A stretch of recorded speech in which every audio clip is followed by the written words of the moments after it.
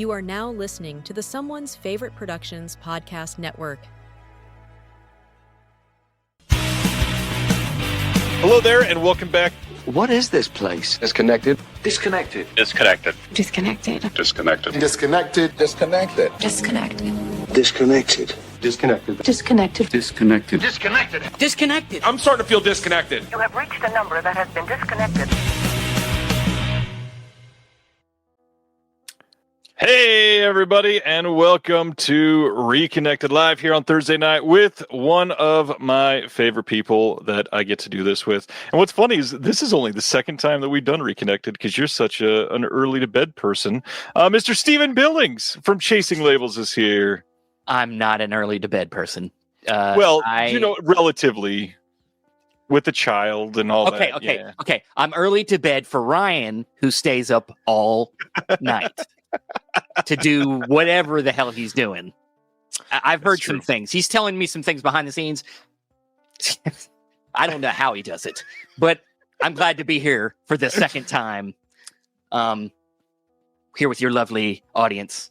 It's kind of crazy that Reconnected with Steven's only been twice, and the first one was literally years ago at this point, and I think it was to talk about the Shelf Shock Rewind Awards. We're going to talk about that in just a little bit, but first, we got something big for you. It is launch week of something that you've been working on for what feels like 17 years, roughly, like that? I mean, since I was a small boy, 18 years old, just out of high school. No, if you know anything about me, you know I'm on Chasing Labels. Chasing Labels is the main thing I do. But about a year and a half ago, I decided to take a step back from that and not do that main show anymore. Andrew Cabral over there is amazing. He does a great job. He keeps doing that show. I do a couple of the other shows with him over there. So in the meantime, I was starting to think up other ideas because I get bored. Yeah. And so, I have to come up with something new. And I had a lot going on at the house. So I had a new idea that started twirling around in my head. And I wanted it to be something that just really kind of focused on being creative and doing something with a group of people, and something that was a little bit more of a production, not just a live thing or just a simple like review or something like that. I wanted it to be something special. So it took a while.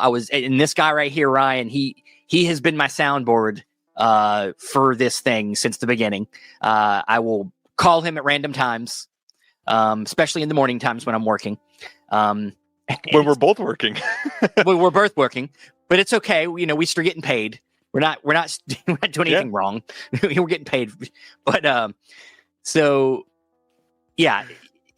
he doesn't know this. He's credited as a supervising producer because he essentially helped me supervise this whole thing. Yes, you're on it because you helped me mold. You allowed me to throw ideas at you, help me mold this thing. When I first brought it up to him, I asked him. I was like, "Hey, I'm thinking about creating a game, a movie-centric game. What's the movie-centric game look like out there on YouTube? Because I'm honestly like." I'm not in touch with the community like he is. So he was like, well, I don't think there's a lot of this going on right now. So I was like, okay, I want to make a game. And early this year is when I really started pushing forward and getting the game right. And we were doing practice games behind the scenes. And now we're here. We're here. We can get into the details of what the game is a little later. But Movie Mutations is a game that takes movie trivia, pitching, kind of puts it all into one and creates some chaos. It's fun. So lots of improv. A lot of improv. Yep. You'll see it tonight. I was about to say, tonight you get a little bit of a sneak peek. We're going to do a modified version of a Movie Mutations tonight with just Steven and I, with you all as the judge and as a suggestion box and all of that. Stay tuned. We're going to be talking about the Santa Claus after we do our announcements tonight. But man, there's so much to talk about. I mean, Chasing Label's still going on. You're still doing your ongoing like movies that made us. Movies Not Memory Lanes. Movies Not Memory Lanes. A show I do that's just like me and my friend Dan Skip Allen and Andrew, and we just kind of talk. Each of us pick a movie every other week, and we just talk about why it means so much to us. And I still do the unwatched pile, which is probably my favorite thing to do. I should probably do that one more. Yeah. So, where you take a movie out of your collection that you haven't watched, we all do it. We buy stuff we haven't seen and pull it on here, watch it, talk about it, and then pair that with do a double feature of it. It's my favorite thing. So, but now this is my favorite thing, Movie Mutations. And we'll get back to it for a reason. It's a blast. I can't wait for you guys to see this. We can talk about Shelf Shock Rewind as well in just a moment. But first, let's get into some normal stuff. You talk about buying stuff we haven't seen. You got any pickups from recently? Sure, I do. Things that, actually, this one I'm a little embarrassed because it's such a I know it's such a cult. This might be my unwatched pile pick for this month because I'm so excited to watch it. John Waters, Cecil B. Demented. Nice. So I got to watch this thing. And I got a few things from Vinegar Syndrome last month. Got this boy here. Andrew watched it. Good. Yeah, it looked pretty good. And then this one right here, Some Like It Rare. Oh, yeah. So yeah, a couple there. And then I got some stuff from the Indicator sale that, I got the Richard Pryor and Gene Wilder set there. And then a couple more of their 4Ks. We got Thirst. Good one. Harlequin, good movie. So, yeah, that's the recent stuff. I got some stuff upstairs. I think I got one Criterion, but I can't even remember what it was. I think Shoe Shine. Shoe Shine. Oh, yeah, that one. Didn't that one just come out like this last week? Yeah, well, a couple weeks. I think it was a few weeks ago, but it's the Sika film. Yeah. Yeah, so, nice. I've got 3 things here. One is the incredibly quick-selling Al Rane and the Student of Prague from Deaf Crocodile. 2 silent films come together. It's got the hard box with the booklet and all that. I am keeping this version over the Scream Factory version. I got in the imprint 4K of Carrie in the lenticular box, and it's got like some art cards and stuff in here. No new extras on this, but I believe this is currently the best looking version of the film, so that is a plus. How do you feel about the TV show coming out? Flanagan just got done filming it. I mean, you and I are kind of on a similar plate. Like, I will trust Flanagan until I have a reason not to. Yeah. So he's done a couple things that I don't blindly trust, but until the moment where I knew not to trust it, I did trust it. So cautiously optimistic, I guess. I mean, look, he's like, we'll talk about it later because we're hinting at something you're gonna talk about later. But like, I think most of the time when he's in control, he's gonna put out a pretty good product. I mean, there's maybe like 1 or 2 things I haven't loved. But I think he's got a good mind for horror, and he seems to. Yeah, so I'm excited to see a different take. The remake they did with Hit Girl, yeah, it was okay. It was fine. Yeah, good actors in it. I mean, Julianne Moore in it. I mean, it's. I will say I walked away feeling like it could have been a lot worse. I'm not going to say it was great, but it could have been a lot worse. Yeah. But and then if you're getting that from imprint, I think this came out the exact same month. I had to pick up because I saw this movie years ago and really enjoyed it. The first 4K of Twins of Evil from imprint. This is now out. Same thing, hard box. It's got a book in here, which is okay. I will say the book is. How many pages is this? This is not numbered. 27. 27. It feels maybe about double that, so good guess. Probably about 50, 54. I will say probably 80% of this are just stills from the film. That's a little much to just do stills. The rest are like promo publicity image, which I really like that they archive those. But I think we could have done with either like some more things. Maybe an essay or 2 would have been great. It's a good movie. I mean, that's yeah. I unfortunately that seems to be happening a lot more I noticed lately with book lists is, I mean, not some companies, I think, like Second Sight, they don't mess around. Like Second Sight's booklets, their books, their books are always like chock full of writing. So yeah, I mean, look, I get it. You can't always pay somebody to chalk it up of stuff, but I mean, dude, I mean, come on. I mean, it's at least one. Come on. So, recent watches. What have you been checking out recently? Recent watches. Well, I haven't watched it yet, but tomorrow I am going to see Running Man, so I'm excited about that. Nice. Hoping to see that this weekend. Let me look at the letterbox. It's the only way I'm going to remember something like this. Shout out your letterbox. What's your name so everybody can follow you? I believe if you just search Steven Billings or at Chasing Labels, I think you should be able to find it that way. I did just recently write my first written review for like somebody, like my friend Dan is a critic. That's right. He's gonna cite. Yeah, so I did recently. He gave me. I was able to watch this a little early and he knows I'm a Nicolas Cage fan. The Carpenter's Son, which I believe comes out this weekend. Yeah. Starring Nicolas Cage, Noah Jupe, and he's playing. See, initially I thought this was a movie about Nicolas Cage playing Jesus, but it's not. He is he is Joseph, the adopted father of Jesus, and it's kind of like about the adolescent years of Jesus and like him dealing with his run-ins with like evil. And you know how it is. You know how these Jesus movies are. There's always some like weird representation of the devil, and they're always fucking around with Jesus. And you're like, get the fuck away from Jesus. And that's what Nicolas Cage's job is in this movie is to be like, get the fuck away from Jesus. And he doesn't always do it in the nicest way. Please tell me that is like an exact impression of what he does. What? If the movie would be better if it was that. If it was. But the thing is, this is what I'll say is. And this is in the review. I talk about this. It's the reason Nick Cage took on this role was because he wanted to prove something to Robert Eggers.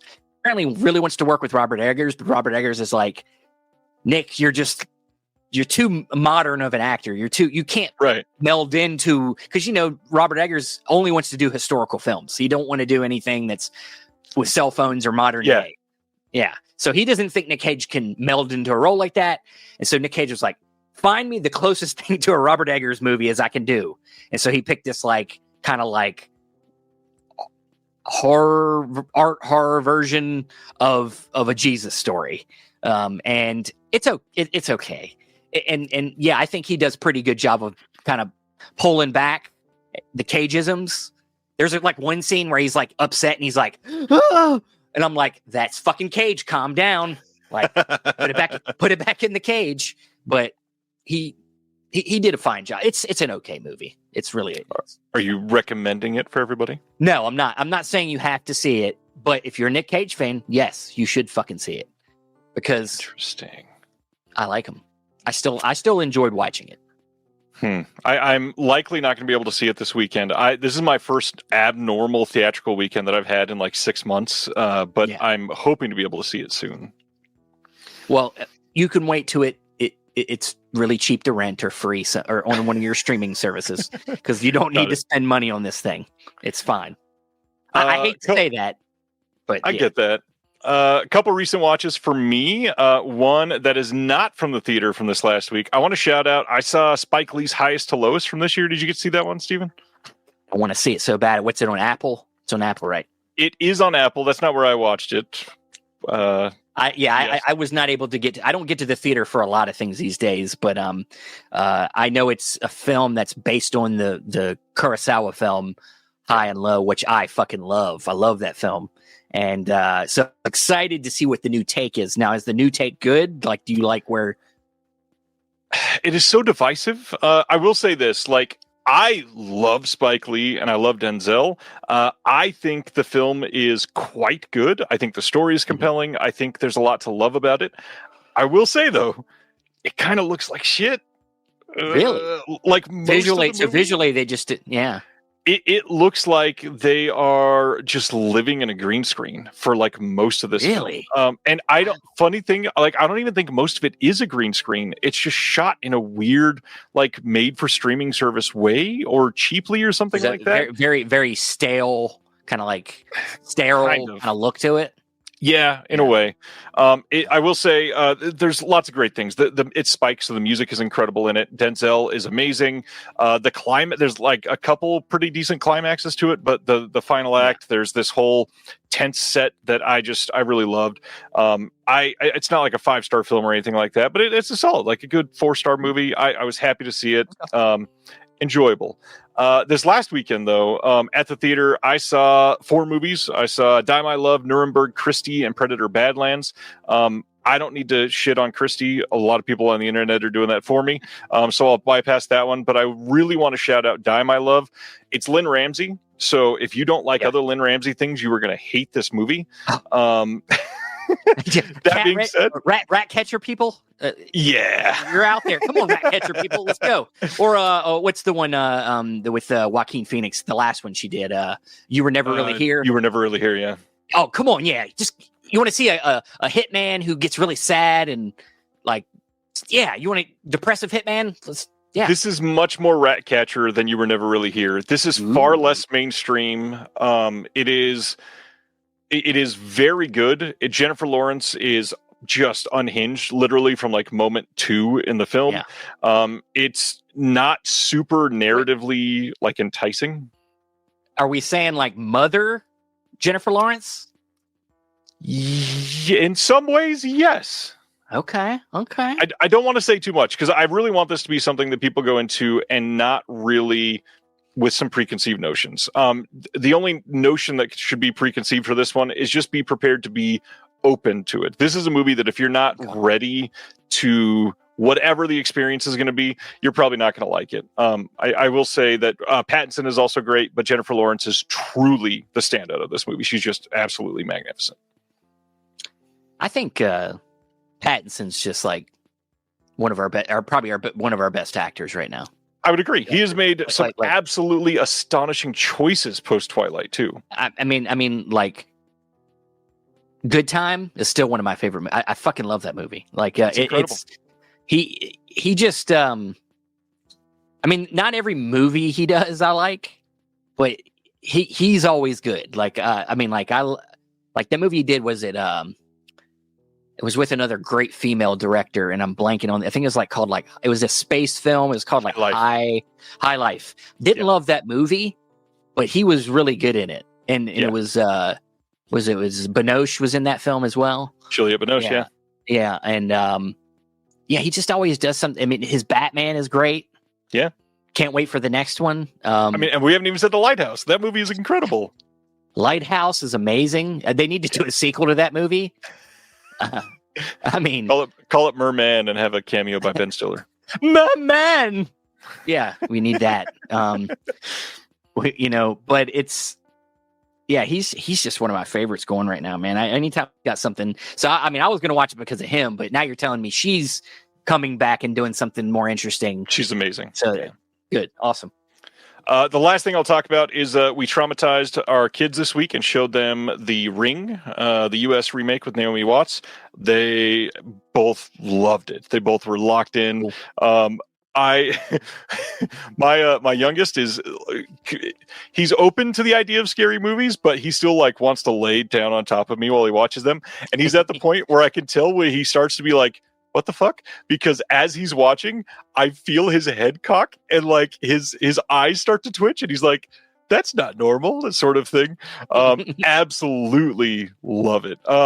Show them The Ring this week, and they've had a hell of a couple weeks. They've seen Halloween, they've seen The Ring, they've seen Signs, they've seen God, and one more big one. Oh, we showed them Crawl in the last couple weeks. Ooh, yeah. You could send them on a fucking roller coaster. You need to let them watch Ring 2, the American Ring 2, so they can be just like, why is there deer everywhere? Like in that opening scene, like that. You just reminded me. The other one was Paranormal Activity. That's the other one they saw too.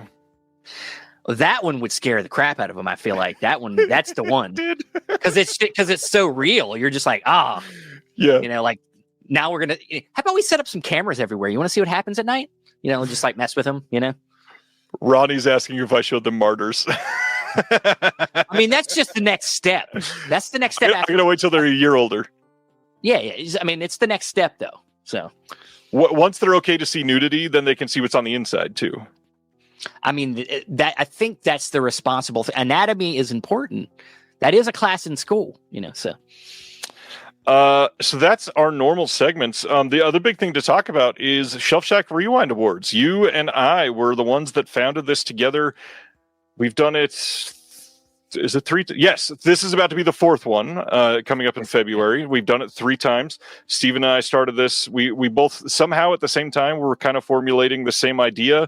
And Steven was like, "Hey, do you want to listen to this?" And he pitched this idea for an award. I was like, "Hey, Superman, how about we start the Justice League?" No, something like that. Yeah, but it was an interesting, like right at the right time. It was like near the end of the year, so we were like, well, if we're gonna do this, we better do it. We better start getting going, because I think it was like August or something like that. It was like it was pretty late. Yeah, we were like, let's do it. So yeah. We got that set up. We had the first one, and that was, what was that? 2022 was the first one. 2023 was the first one. Please don't make me have to do math, please. Because 2025 is the third one. So yes, 23, 24, 25. Yes, that's how we did it. Sure. I think. So the big news we get to talk about tonight is the next one. Let me stop you. Let me go ahead and do it. The big news is now this is Shelf Shock's going to Netflix. We got a deal, and it's going to be huge. Guess who's hosting it? Bruce Campbell. Bruce Campbell is doing Shelf Shock Rewind. Yes, we've made it, Ryan. Okay. People are not going to believe these next ones now that you said that. Oh. What's funny, I haven't even talked to you about this. There is somebody out there that's working on getting like a live event around a screening of the award show that night. That's not set in stone yet, but we're going to be talking about that eventually.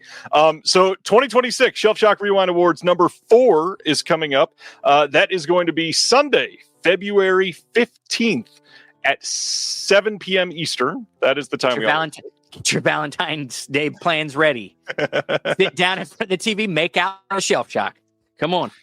And if you want to see true beauty this year, you get to see it because my co-host is the one and only Mr. Chris Higgins, bearded film guy, who is just by all accounts, from what I've heard, one of the most beautiful people on the internet. So welcome. I talked to him last night. Yeah. Yeah, he was.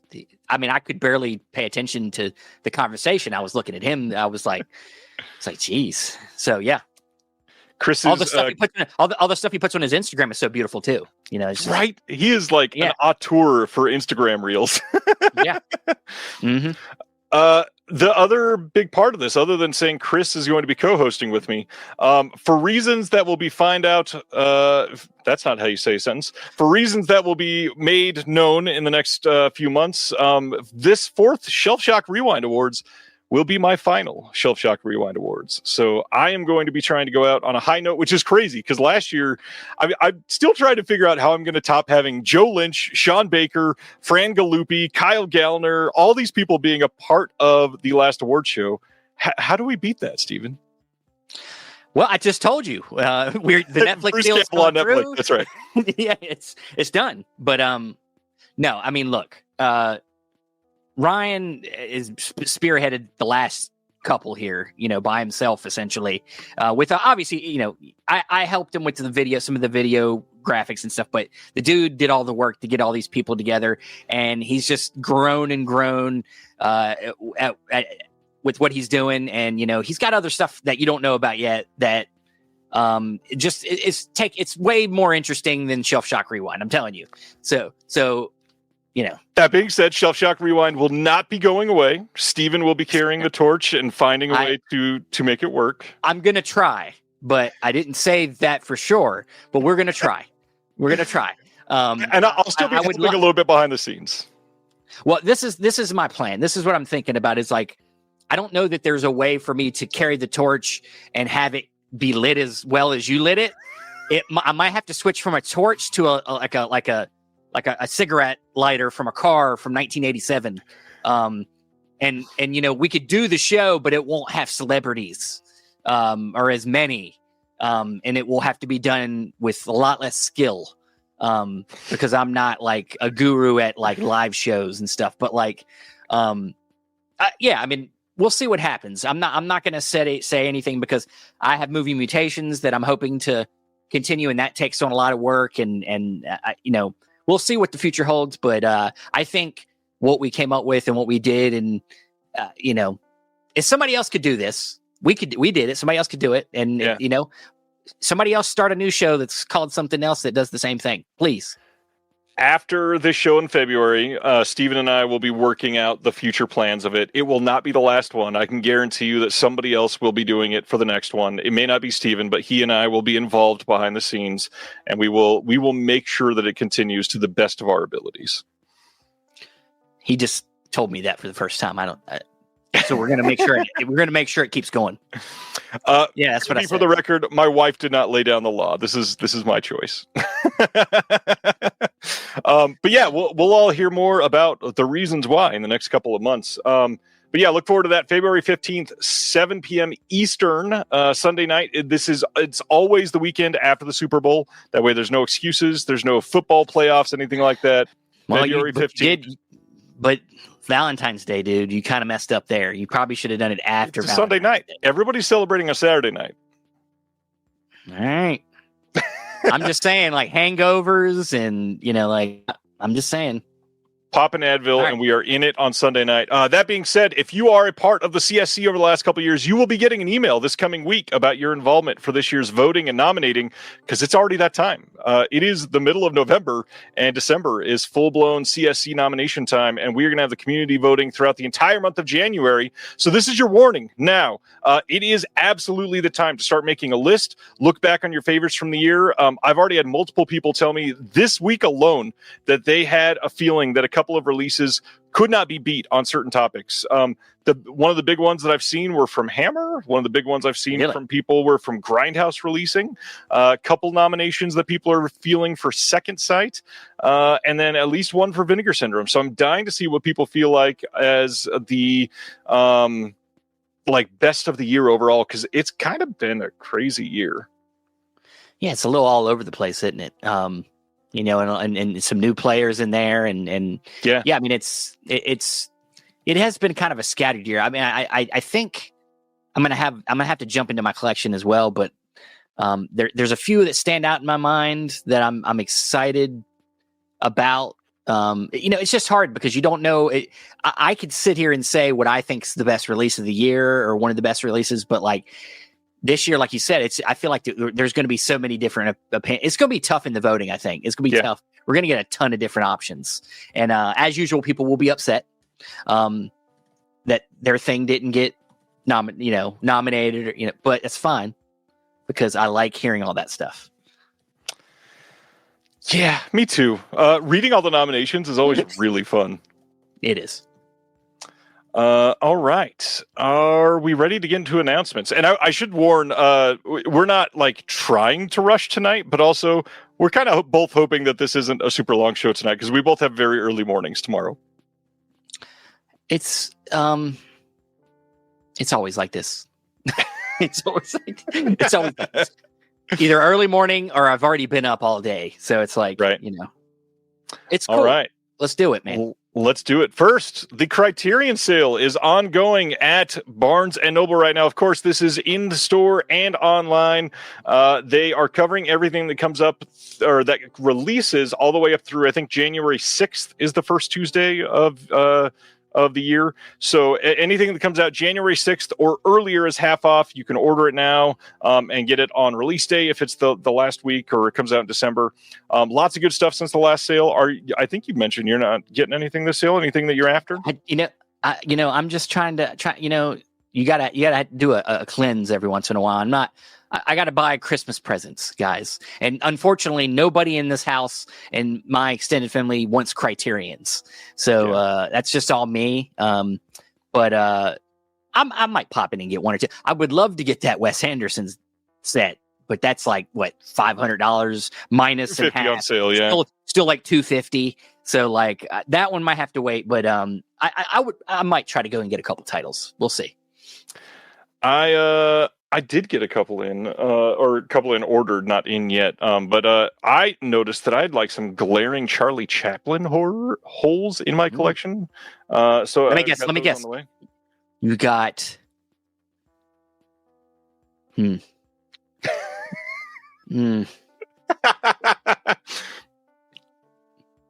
I'm trying to think of the right. This is great for the podcast later. What is City it called? Lights? Is that what you're trying to say? City Lights? That's City Lights. Yeah, that's the one I was thinking of. That is not one of the two, but good guess. Good guess. I kept trying to say, I knew it was City something. I was about to say Big City, and I was like, no, that's a Satyajit Ray film. Well, now I'm questioning myself. Is it called City Lights or is it something? No, it's City Lights. It's City Lights. Okay. One of them is The Circus. I haven't seen that one yet. I haven't seen that one. Neither have I, actually. And there you go. KB mentioned the other one. Great Dictator. It's too timely. I had to get it. You so political. God. It's like you work for the government or something.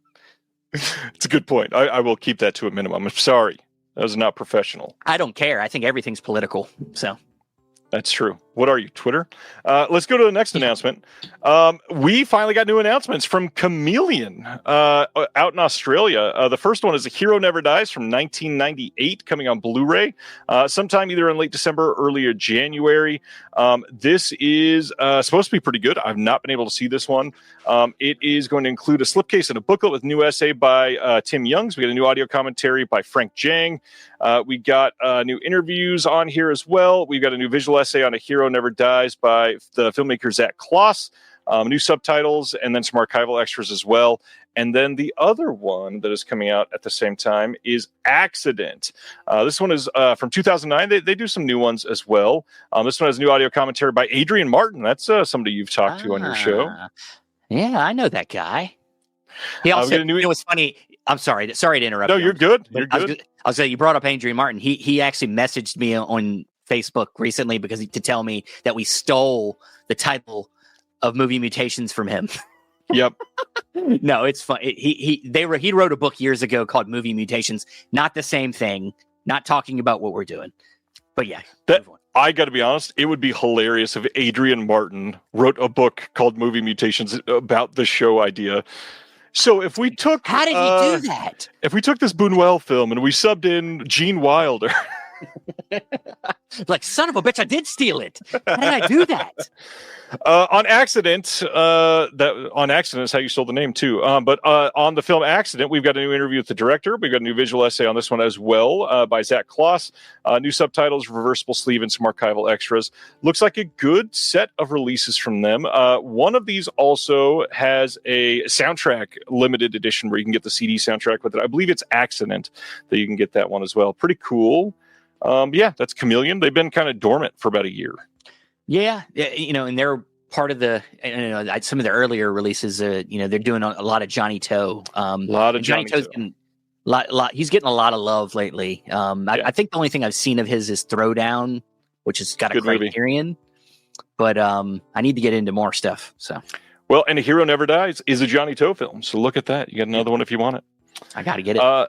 Next up, one of the weirder releases of the week, February 24th this coming year, MVD Rewind is putting out Spaceballs, the totally warped animated adventure series, on DVD in 2026. They don't have HD files for this, and they still chose to put this on a DVD. They could have done it SD on Blu-ray, but no, they're putting this on DVD in 2026. This is something... our man, this is some. I'm blanking on his name. What's the man over Eric. there? Eric Wilkinson. This is something he would do for sure. Like the dude is he's a character, and he's obviously like he loves physical media, and I think he looks at this as also like a way to make it more retro. Like put it on DVD. Maybe it cuts costs. I don't know. I agree. The funny thing is, Blu-ray. They could have put the entire season on one Blu-ray. Probably. I don't know. I'm not going to complain because I'm personally not going to purchase it. That being said, I've heard this is garbage anyways. If you like it, I hope you enjoy it. It's somebody's favorite. It's not mine. Yeah, I mean, Yeah. Good luck, Eric. We'll go to the next one. Oh, and by the way, it is in a Blu-ray sized case, so it will match up with your MVD Rewind collection if you're buying all of the spines. That's important. It is important to at least 17 people. Coming on January 20th on a 4K release and a separate Blu-ray release from Cult Epics is the rather incredible Nobuhiko Obayashi film, The Girl Who Leapt Through Time. This is from 1983. This is adapted from a book that inspired the anime film as well that came out in like 2008, I think it was. This has a brand new 4K restoration of the film from the OCN. We have got a new audio commentary by Alex Pratt. We've got a new visual essay by Alex Pratt, which is the second of his pieces on these 4 releases that we worked on. We got a new visual essay by Max Robinson, who is the biographer for Nobuhiko Obayashi. We got a bunch of extras on here from some archival extras. The art here is amazing by a friend of the show, Sam Smith. I had a lot of people ask me why all 4 films were not in 4K. This is the only one that we could get 4K elements for. The other 3 did not have anything that we could put out on 4K. We did the best we could. I tried to fight for as many as we could. They just couldn't get us a 4K scan. And Japanese distributors and rights holders are very stingy with some of those things. And Katakawa specifically, which is the producer for this, they literally only have a 4K scan for this one, and that's all they were willing to do, sadly. It's weird, man. Since the last time I was on here, you're over here talking like you're on the inside talking about this stuff. It's weird. So weird. Life has changed quite a bit for both of us there, Steven. You've grown up so fast. You've grown up so fast. On that note, how's the kid? Oh, she's amazing. She's I can see her right now. She's asleep, so she's amazing. Yeah. It's the best kind of kid. She's always slept well, and no, she's amazing. She has gone to her first movie in a theater not that long ago. Nice. What'd you take her to? Well, Terrified we had to make. Look, I'm not you. I picked appropriate things that I know she would actually watch. So, Gabby's Dollhouse movie. Oh, nice. So we went to the theater for that. Then since then, we went and saw a second movie because she kept bugging us to go back. That's what we want. And we went and saw that animated film that came out around Halloween called Stitchhead. How is that? I didn't even hear about that until I saw the poster for it. Yeah, it's okay. It's like kind of like a Frankenstein / like Elephant Man story with monsters in a castle, and one tries to get away and do some and join a circus kind of thing, but then he doesn't realize he's being exploited. And it's kind of Elephant Man, but it's cute. It's got some cute monsters in it. She seemed to like it for about 45 minutes, and then was like done and started walking around the theater, and it was fun. Yeah, that's good. I'm glad to hear it. Next up after that one is January 26th. We get a Blu-ray over in the UK from Studio Canal as part of their vintage classics line of Carlton Brown of the FO. This is from 1959. Interesting contrast here. Just a heads up for everybody that is looking at this and going, man, I want that. Kino Lorber also releasing this right around the same time, but under a different name. So they're going to go with the alternate name there. I don't remember what that name is. I'm sorry. But we will probably be talking about that next week. Probably. Yeah. I'm a fan of Studio Canal. I love their releases. Their 4Ks are amazing. And they seem to have everything Peter Sellers. So lots of Peter Sellers lately. That's true. Yeah. Cause I got a few of them over there, but Lady Killers and yeah. So that's a good 4K restoration too. The 4K on that is really good. Yeah. This one also with Peter Sellers. We got a new piece on this by Peter Lydon and Vic Pratt on Carlton Brown of the FO. We've got a new piece with Roy Bolting, Ian Carmichael, Brian Forbes, and Beryl Reed. That is on Sellers' Beginning from Satire to Stardom, and then there's some archival extras. I've always heard this one's good. I've never been able to see this movie, but yeah, this is a good time. Awesome. Next up, more Peter Sellers from them on the same day. This is Only Two Can Play from 1962. Steven just kicking back. We've got a new piece on here as well from a lot of the same people. Some archival extras. Yeah, this looks like a solid 1-2 punch on the same day. This poster's got me. This front cover. I mean, I got to see what happens. It looks like a good time, I will say. It looks good. Next up, this is one that I'm going to praise as long as I can. December 2nd, we are getting a Blu-ray from Dark Sky here in the U.S. of Chainsaws Were Singing. This is listed as a 2024 film, but this just barely played the festival circuit earlier this year. And I'm going to go out on a limb and say most people have never even heard of this film, let alone seen this. This is literally a comedy splatter musical. And those three words together should delight anybody watching this show. It is a great time. It is a funny movie. It is well made. The practical effects are incredible. The music is good, and it's genuinely really funny. It is a blast to see. KB also saw it this year as part of Panic Fest. This movie is astounding. It is a little long, but you will be entertained for the entire time. It's like a 2-hour music. movie. I was gonna say it's a musical, so I mean It's required. they tend to get long. They tend to get long. Yeah. Please try to find a way to watch this. It is so over the top and just so wild. I loved this movie. Awesome. Next up is from Luc Besson. He is putting out Dracula from this year. This is coming on December 22nd on Blu-ray in the UK from Signature Entertainment. We've got some new interviews and featurettes on the disc because it's a brand new film, of course. Luc Besson getting a lot of love right now. He's got that Sony big collection that just came out. A lot of 4K and then a couple titles that are in Blu-ray only. I will say just some warnings on that collection. I'm hearing that might be... like, I don't want to get FOMO going, but limited in a way that if you're after it, you might want to buy it sooner than later. It has already dropped quite a bit on Amazon. Earlier today, it was down to like $170. I think you can even get it on eBay from Sony themselves for like $165, but it's probably not going to be around for too long from what it sounds like. Yeah, I'm back and forth on Luc Besson. He's fine. I mean, he's made some good movies, but I mean, what did he think? Like, oh, I'll make a Dracula movie because everybody's making a Frankenstein movie right now. Like, what's it? I mean, he's made some good movies. He's also been accused of a lot of really terrible things. I know. Yeah, that too. Yeah, but I won't linger too heavily on this. What's the one he did recently that was the big sci-fi one? It was like I know they're the one that nobody will see ever again, which is the one I sued for that copied Die Hard. Essentially, was it Lockout? Lock Up? You ever see Lock Up? It's got no Guy Pearce in it. Colton is saying Valerian? Valerian's the sci-fi one. That one was pretty interesting. I have not seen a new Luc Besson film in like 12, 15 years. Something like that. So since the Taken movie, the first Taken movie? Somewhere around then, yeah, probably. Yeah. The timeline is all messed up in my mind. Let's keep going. Coming soon on Blu-ray from Kino Lorber is A Man Could Get Killed. That is a great title. This is from 1966 and stars James Garner and Sandra Dee.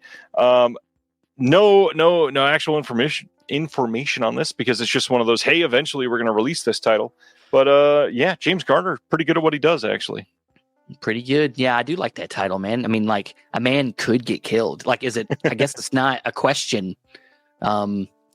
Maybe that's the twist. Maybe like a man could get, but nobody gets killed.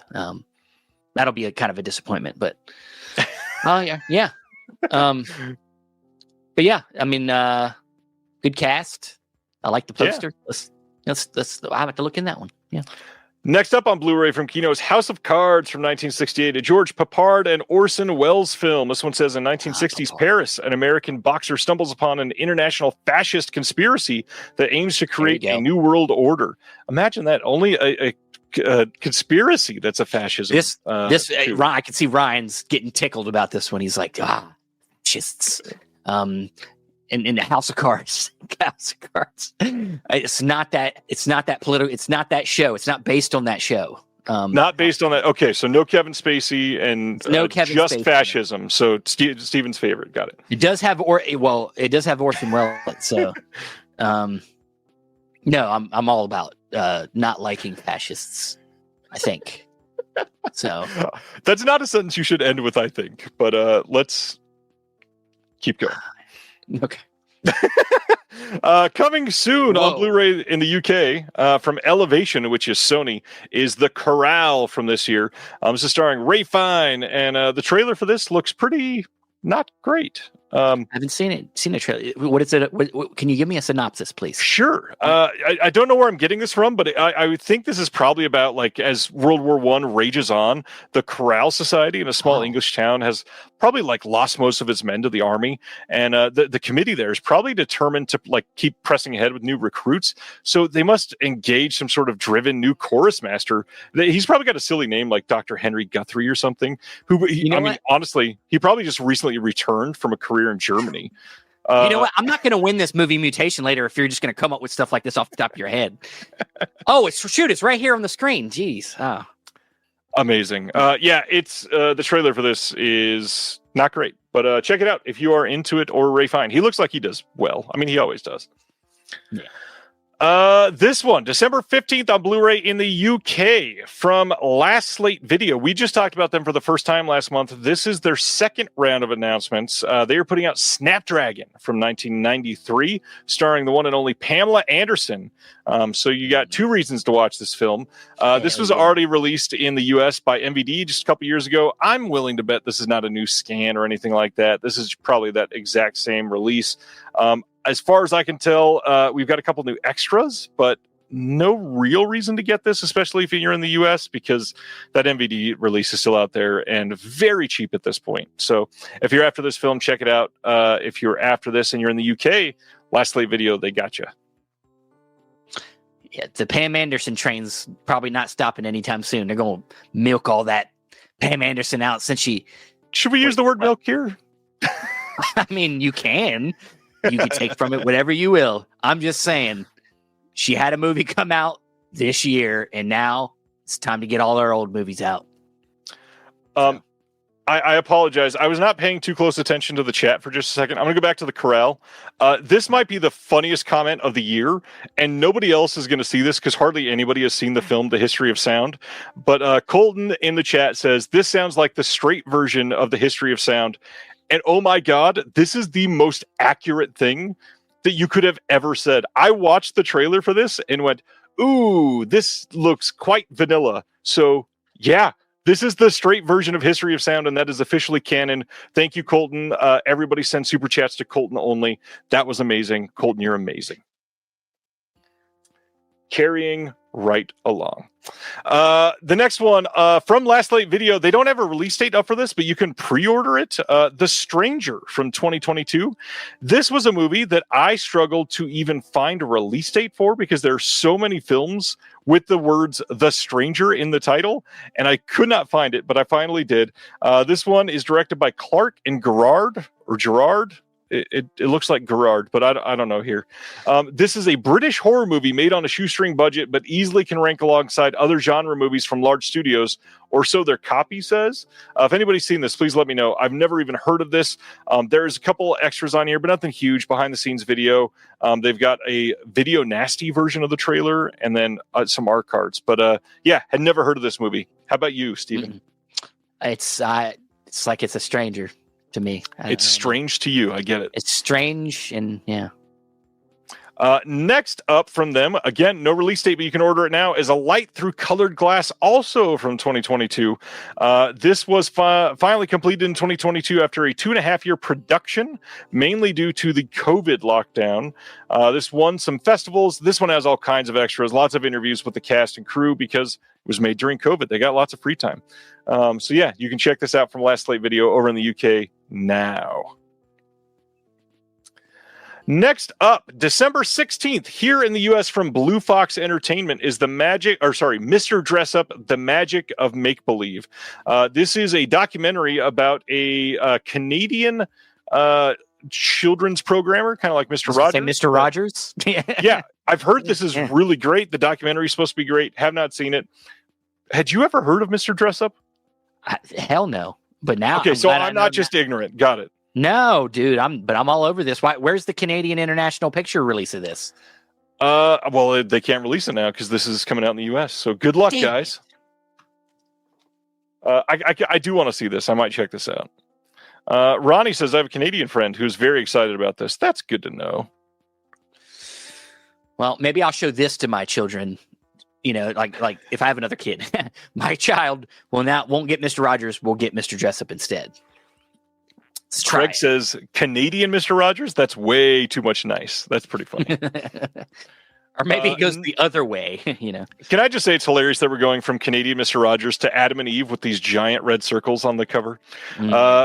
We are starting to get separate announcements for their Black Friday sale. We're going to be covering 4 of them tonight. First one is Adam and Eve from 1983. We talked about this one semi-recently because this was during their pop-up that they did. I think it was September, October. So we knew that this was coming soon, but now we know it's coming as part of their slate for Black Friday. It will be a Blu-ray release. It will have an interview with the editor on there, and we'll have a trailer. It's going to be Region A locked and have this wonderfully retro-looking slipcover on it. And here is the inside art, the original poster. I've heard this is fun, especially with a group, but most people have never seen this one. This one's not been super easy to see. No, I've seen Blue Lagoon, but I haven't seen this. Good to know. Let's talk about a frustrating announcement from this week. January 20th, we're getting a 4K Blu-ray and DVD release here in the U.S. of One Battle After Another, the brilliant Paul Thomas Anderson film from this year. That being said, you may not want to buy this, especially if you're watching this show, because this release that's coming out is not going to have any special features. The 4K Steelbook that comes out later in the spring is going to have some special features on there that this will not. It sounds like they're probably waiting until after award season and PTA to go through the trouble of producing some stuff for this. What about you? Saw this one, right? I did. Are you planning on picking this up? You know, like if you're telling me that if I wait, there's going to be something that's got some extras on it, I'll probably wait. We'll see. Sometimes I can't help myself, but I imagine this will get some kind of streaming release as well. Maybe it'll pop up somewhere where I can watch it in the meantime. But I love the movie too. Paul Thomas Anderson, I think, might finally win his Oscar.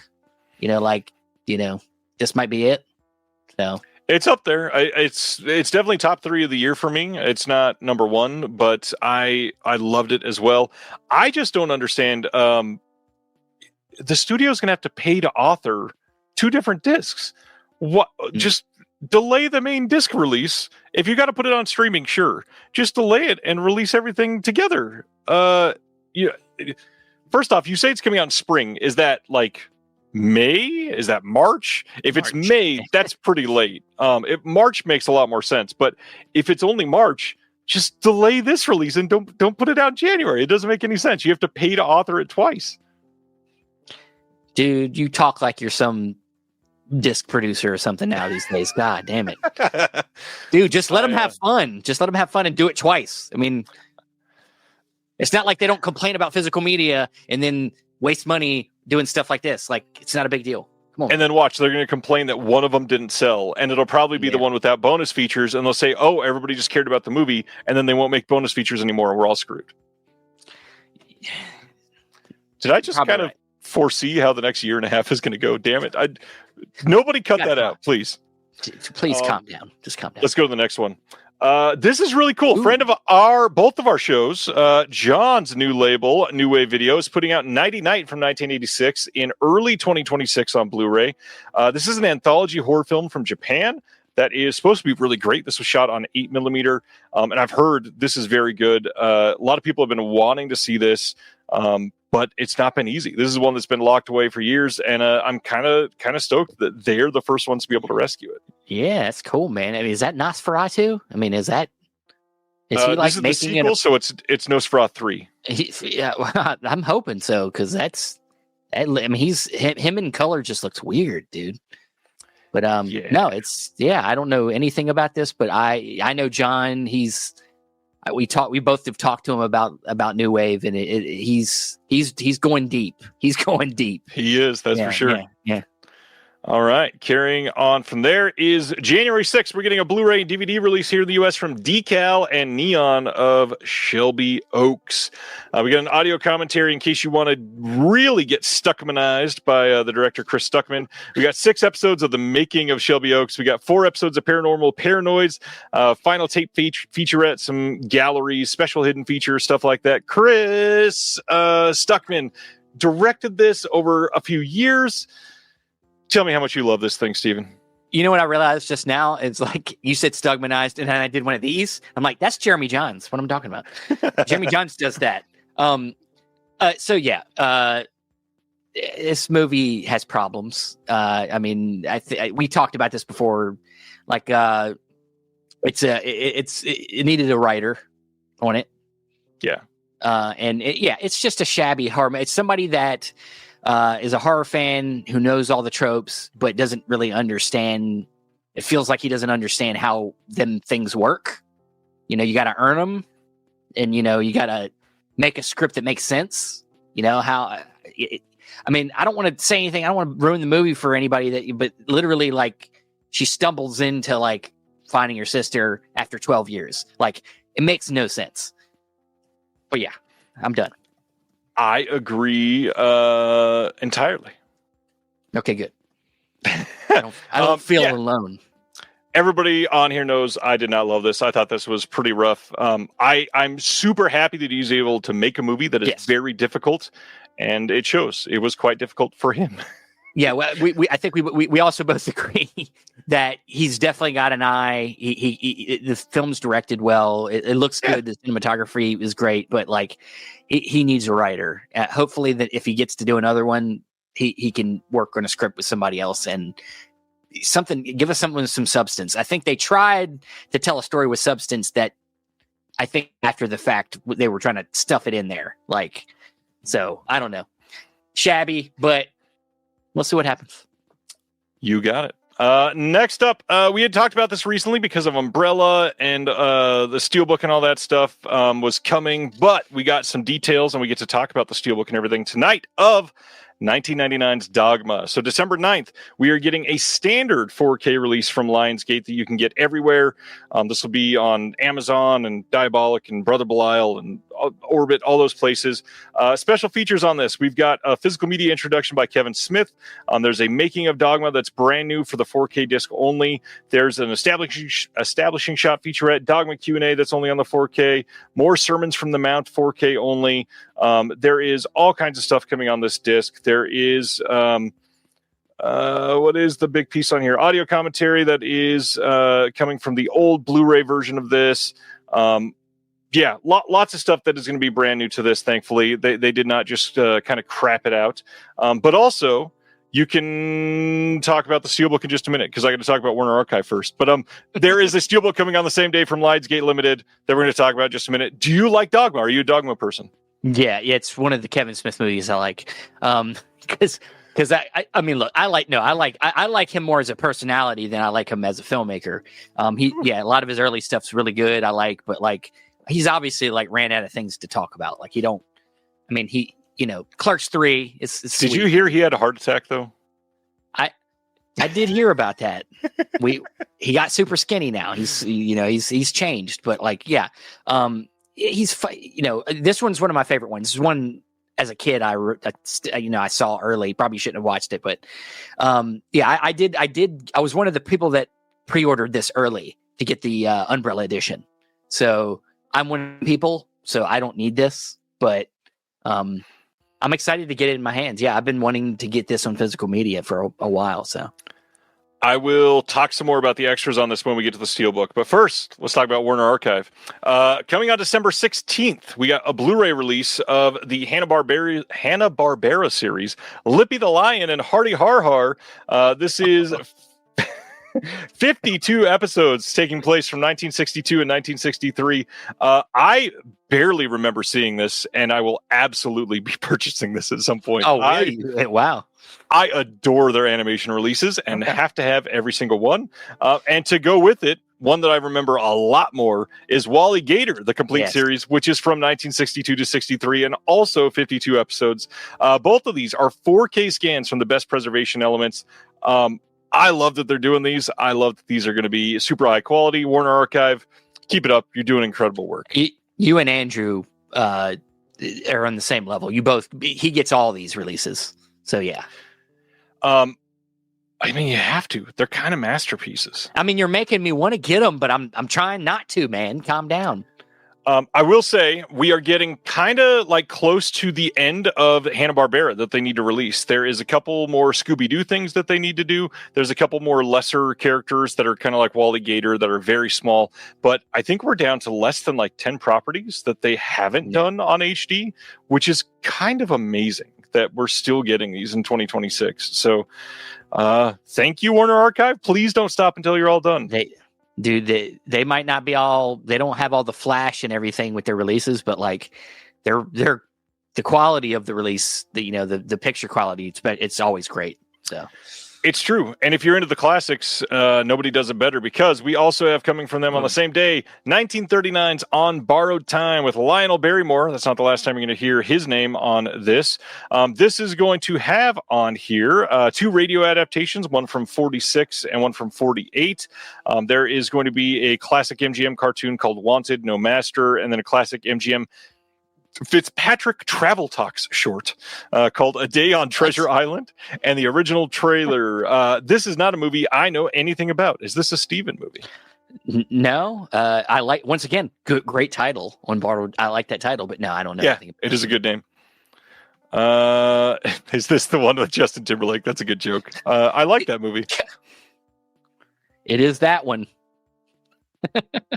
Man, I totally agree, Ben. We need somebody to do the full Casper for the Friendly Ghost cartoon. That would be incredible. All right. After On Borrowed Time, they are also doing I Love Melvin. Not a great name, kind of like On Borrowed Time. This is from 1953, and I know nothing about this other than it's starring Debbie Reynolds. And we've got a deleted musical sequence from this called A Lady Loves. It is the unused finale. And then we've got some classic MGM cartoons, The Impossible Possum and TV of Tomorrow. I think it's kind of incredible that we're getting a deleted musical sequence and that they still held on to that. That's pretty rad. Hey, this has got some cartoons in it. You got to get that too, man. I try to get as many of those as I can. All right. All right, go to the next one. Interrupted Melody with Glenn Ford and Eleanor Parker from 1955. This one is coming on the same day, December 16th. This one has a classic MGM CinemaScope cartoon called Tom and Cherie. Nothing else on this, but Glenn Ford. I know a lot of people are giant Glenn Ford fans. Yeah. Yeah, I could just see there being a scene in this movie where he's singing, he's right in the middle of the chorus, and then somebody interrupts him. That's the only thing I can find that has to happen at least once. Hilarious anecdote. Thank you. Yeah.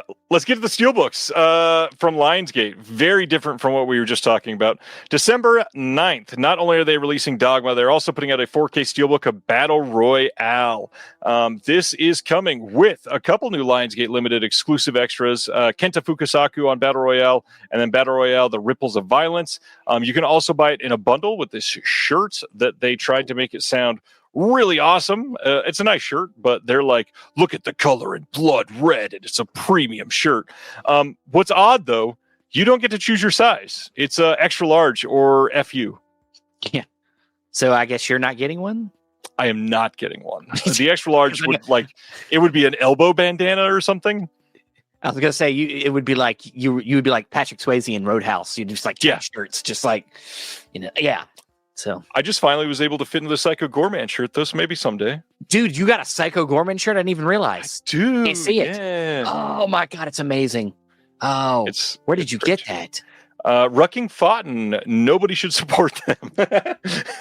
I don't love that company. They've in fact, Rucking Fountain, the Psycho Gorman drop is one thing that they screwed over my dear friend Mr. Jeremy Long on. So congrats, Jeremy. Sorry. Well, I love that movie. It's a great movie. Same day, like I said, Dogma 4K Steelbook also coming out. I like the design on the Steelbook. I think it's a really nice design. The new art on the inside is really fun. On the extras, so like I said, we've got a making of, an establishing shot, Dogma Q&A, and then more sermons from the Mount that's coming on this. One of the pieces of this is a documentary of sorts, and what's interesting is I have found out that the interviews in this documentary are the exclusive interviews that were given to Umbrella. They're just the same extras, just edited differently. So you don't have to buy both of them. If you are like, man, I got to have this Dogma stuff, you're getting all the same information. So just choose one and go with it. No reason to like jump on the Steelbook or jump on the collector's edition because you feel like you have to have this because it's your favorite or whatever. It's going to be basically the same extras. Okay. And you got the good one. So lucky you. Yeah, I was going to say, I don't have to worry about this. Lionsgate also has re-released the Knives Out Steelbook that came out a few years ago as a Best Buy exclusive. This is available now and comes out on December 9th. The only thing, though, is this Steelbook was really great when this first came out, and it looks like they have possibly changed the design on the back here. If this picture on the left here is the back of the Steelbook, I kind of don't like that they did this because many of you will remember this was the first Steelbook with a bit of an Easter egg for Lionsgate.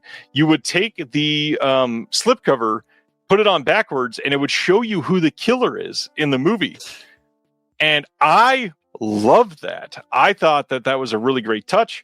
I thought it was a really brilliant way to make the Steelbook. I just truly enjoyed it. And it looks like they've changed that. So yeah, don't love that. I mean, maybe it's the inner left side. Maybe. Probably not. I think you can see the whole layout on the website, and I don't think it is. Yeah. But yeah. Oh, it is the same as the Best Buy one. Thanks, KB. I looked at it wrong then. You're the best. Hey, this Steelbook rules. Everybody should check it out because it's an amazing design. If you missed out on that first one, this thing was going for lots of money on the secondhand market. Like this was like an $80 Steelbook, and now you can get it for like $25, Jesus. I think.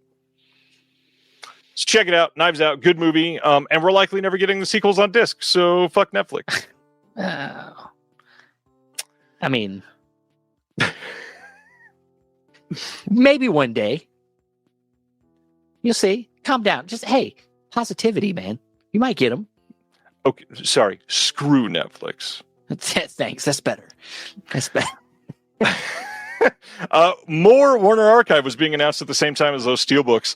The next one is The Valley of Decision from 1945. This one is starring a little-known actor named Gregory Peck. Here he's going places. This one is in black and white. We got a classic MGM Tex Avery cartoon called Wild and Wolfie, classic MGM short Spread in the Jam, and then a Lux Radio Theater broadcast with Greer Garson and Gregory Peck in it as well. Never seen this one.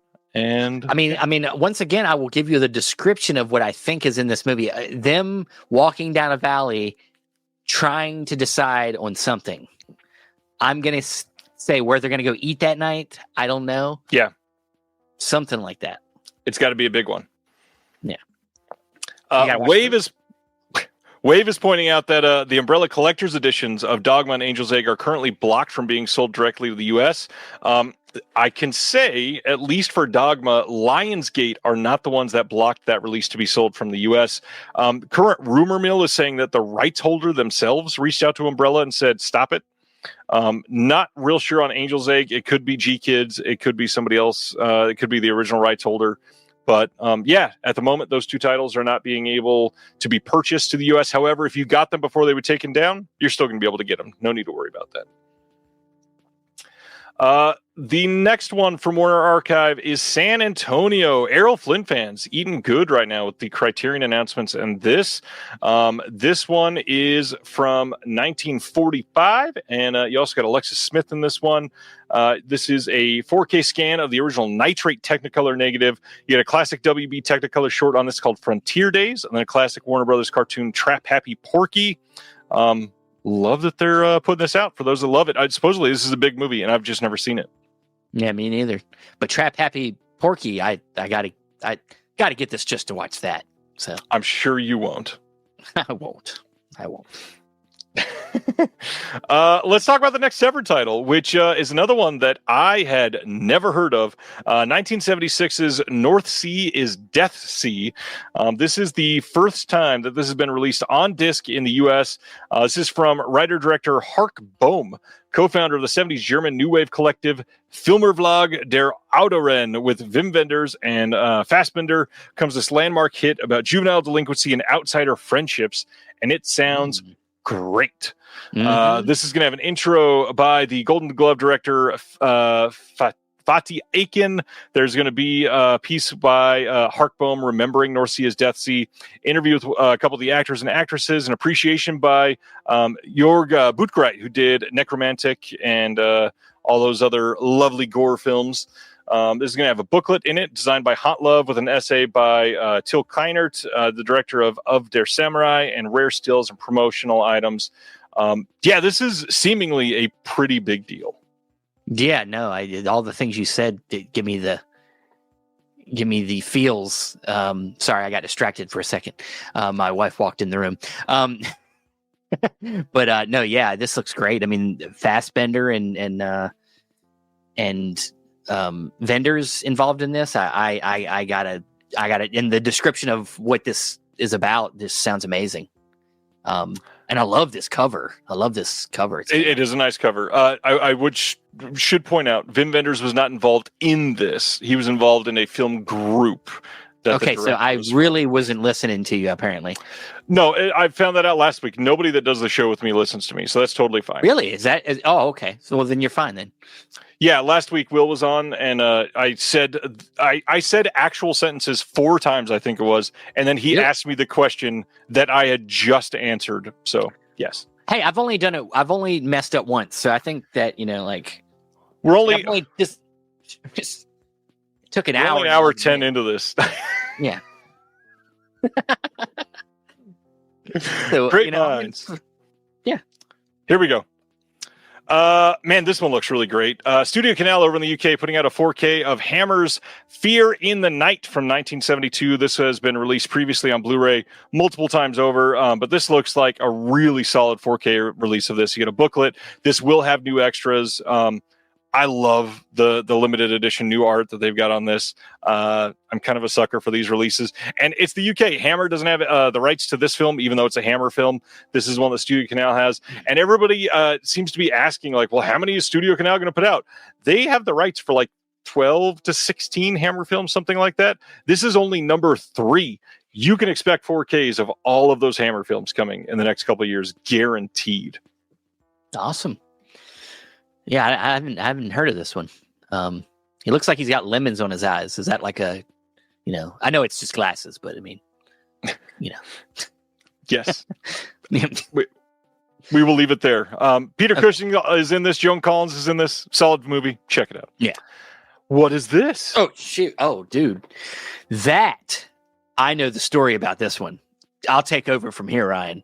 No, yeah. So this is just, dude, you've never seen him smaller than in that image right there. As the mayor of Munchkin. Yeah, so I had some fun with this. But yeah, this is the thumbnail for our premiere of the episode 1. And it'll be fun.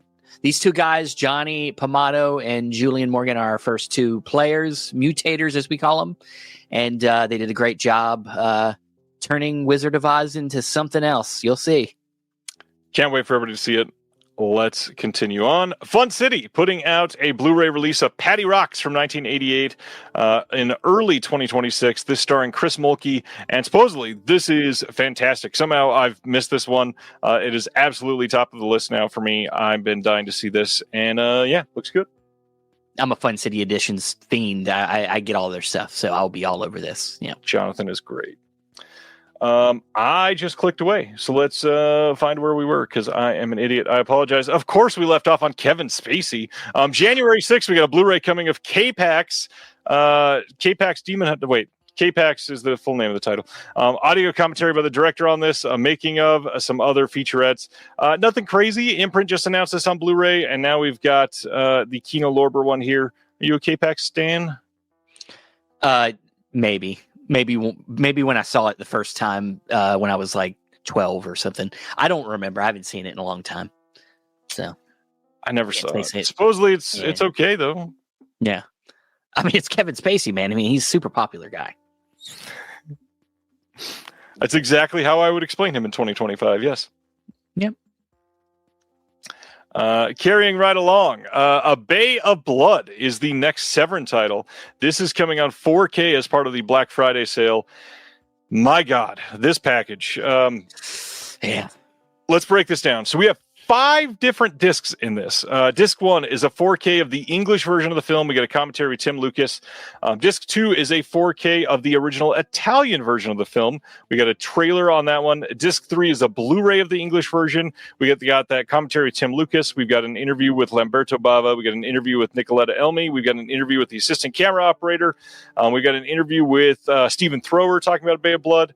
Disc 4 is the Blu-ray of the Italian version, and there's all kinds of extras on here. We got a visual essay by Stephen R. Bissett, bunch of archival extras. We got Joe Dante talking about Mario Bava. We've got Lamberto Bava's intro from the Severin Super Shock pop-up film festival. And then Disc 5, we got a soundtrack CD. This is an incredible looking release. That being said, Arrow has also announced that they're going to be doing this one here soon. We don't have any details on that yet. I can kind of guarantee Arrow is not going to put a 5-disc release of this together. They will absolutely probably not have that soundtrack CD. So if you are like, Bay of Blood is one of my favorite films of all time, you're probably going to want to get this one over the Arrow one. That being said, if you want to save a little bit of money, the Arrow one will likely be cheaper. What are you planning on doing there, Steven? I always pay the most for things. So this one, yeah. Yes, I love Severin's. Severin's a favorite. Whenever I can, I'm a box set guy, and all their box sets are amazing. And this is essentially a box set of one movie. So 5 discs for Bay of Blood. I love that they're doing it. I think this is slightly better than the Shout Factory release of Bay of Blood. That was a joke because obviously it's blowing it out of the water. But I mean, the art on this looks incredible. I loved what they did for this. Oh, yeah. All right. Going to our next one. We got some details on Roofman from this year. This is coming on 4K and Blu-ray combo, and then a DVD release here in the U.S. from Paramount. This is going to have some featurettes, piece based on the actual events and terrible decisions. There's Chasing the Ghost, the director's methods, Good Place to Hide, driving lesson, choir practice, some deleted and alternate scenes. Did you get to see Roofman this year? Dude, I wanted to see it, man. I mean, it's a superhero movie, right? And it is a superhero movie, and he just flies roof to roof. And it's set in your home state, right? You know, maybe. I live. Is it in North Carolina? Yeah, that's where I live. Most of the film is set in North Carolina. Yes. Yeah. So no, I want this got Kirsten. See, Kirsten Dunst is why I would watch this movie, because she was my crush since I was She's fantastic in this. So, I want to see this for sure. Everybody in this movie is amazing. Channing Tatum is incredible. Uzo Aduba is in this. Juno Temple is in this. Ben Mendelsohn shows up in this out of nowhere. Peter Dinklage is great. Like, everybody in this is so good. I heard Channing Tatum actually did a little bit of like for press for this. He was like going around to like different places in North Carolina. He was like going on people's roofs and just like hanging out on roofs and just being like, come see Roofman, and just on people's roofs. And you're just like, I guess he's really passionate about roofs. So if that was true, that would have been a really funny PR stunt. I don't think he did that, but he did go. He was hanging around. He was around.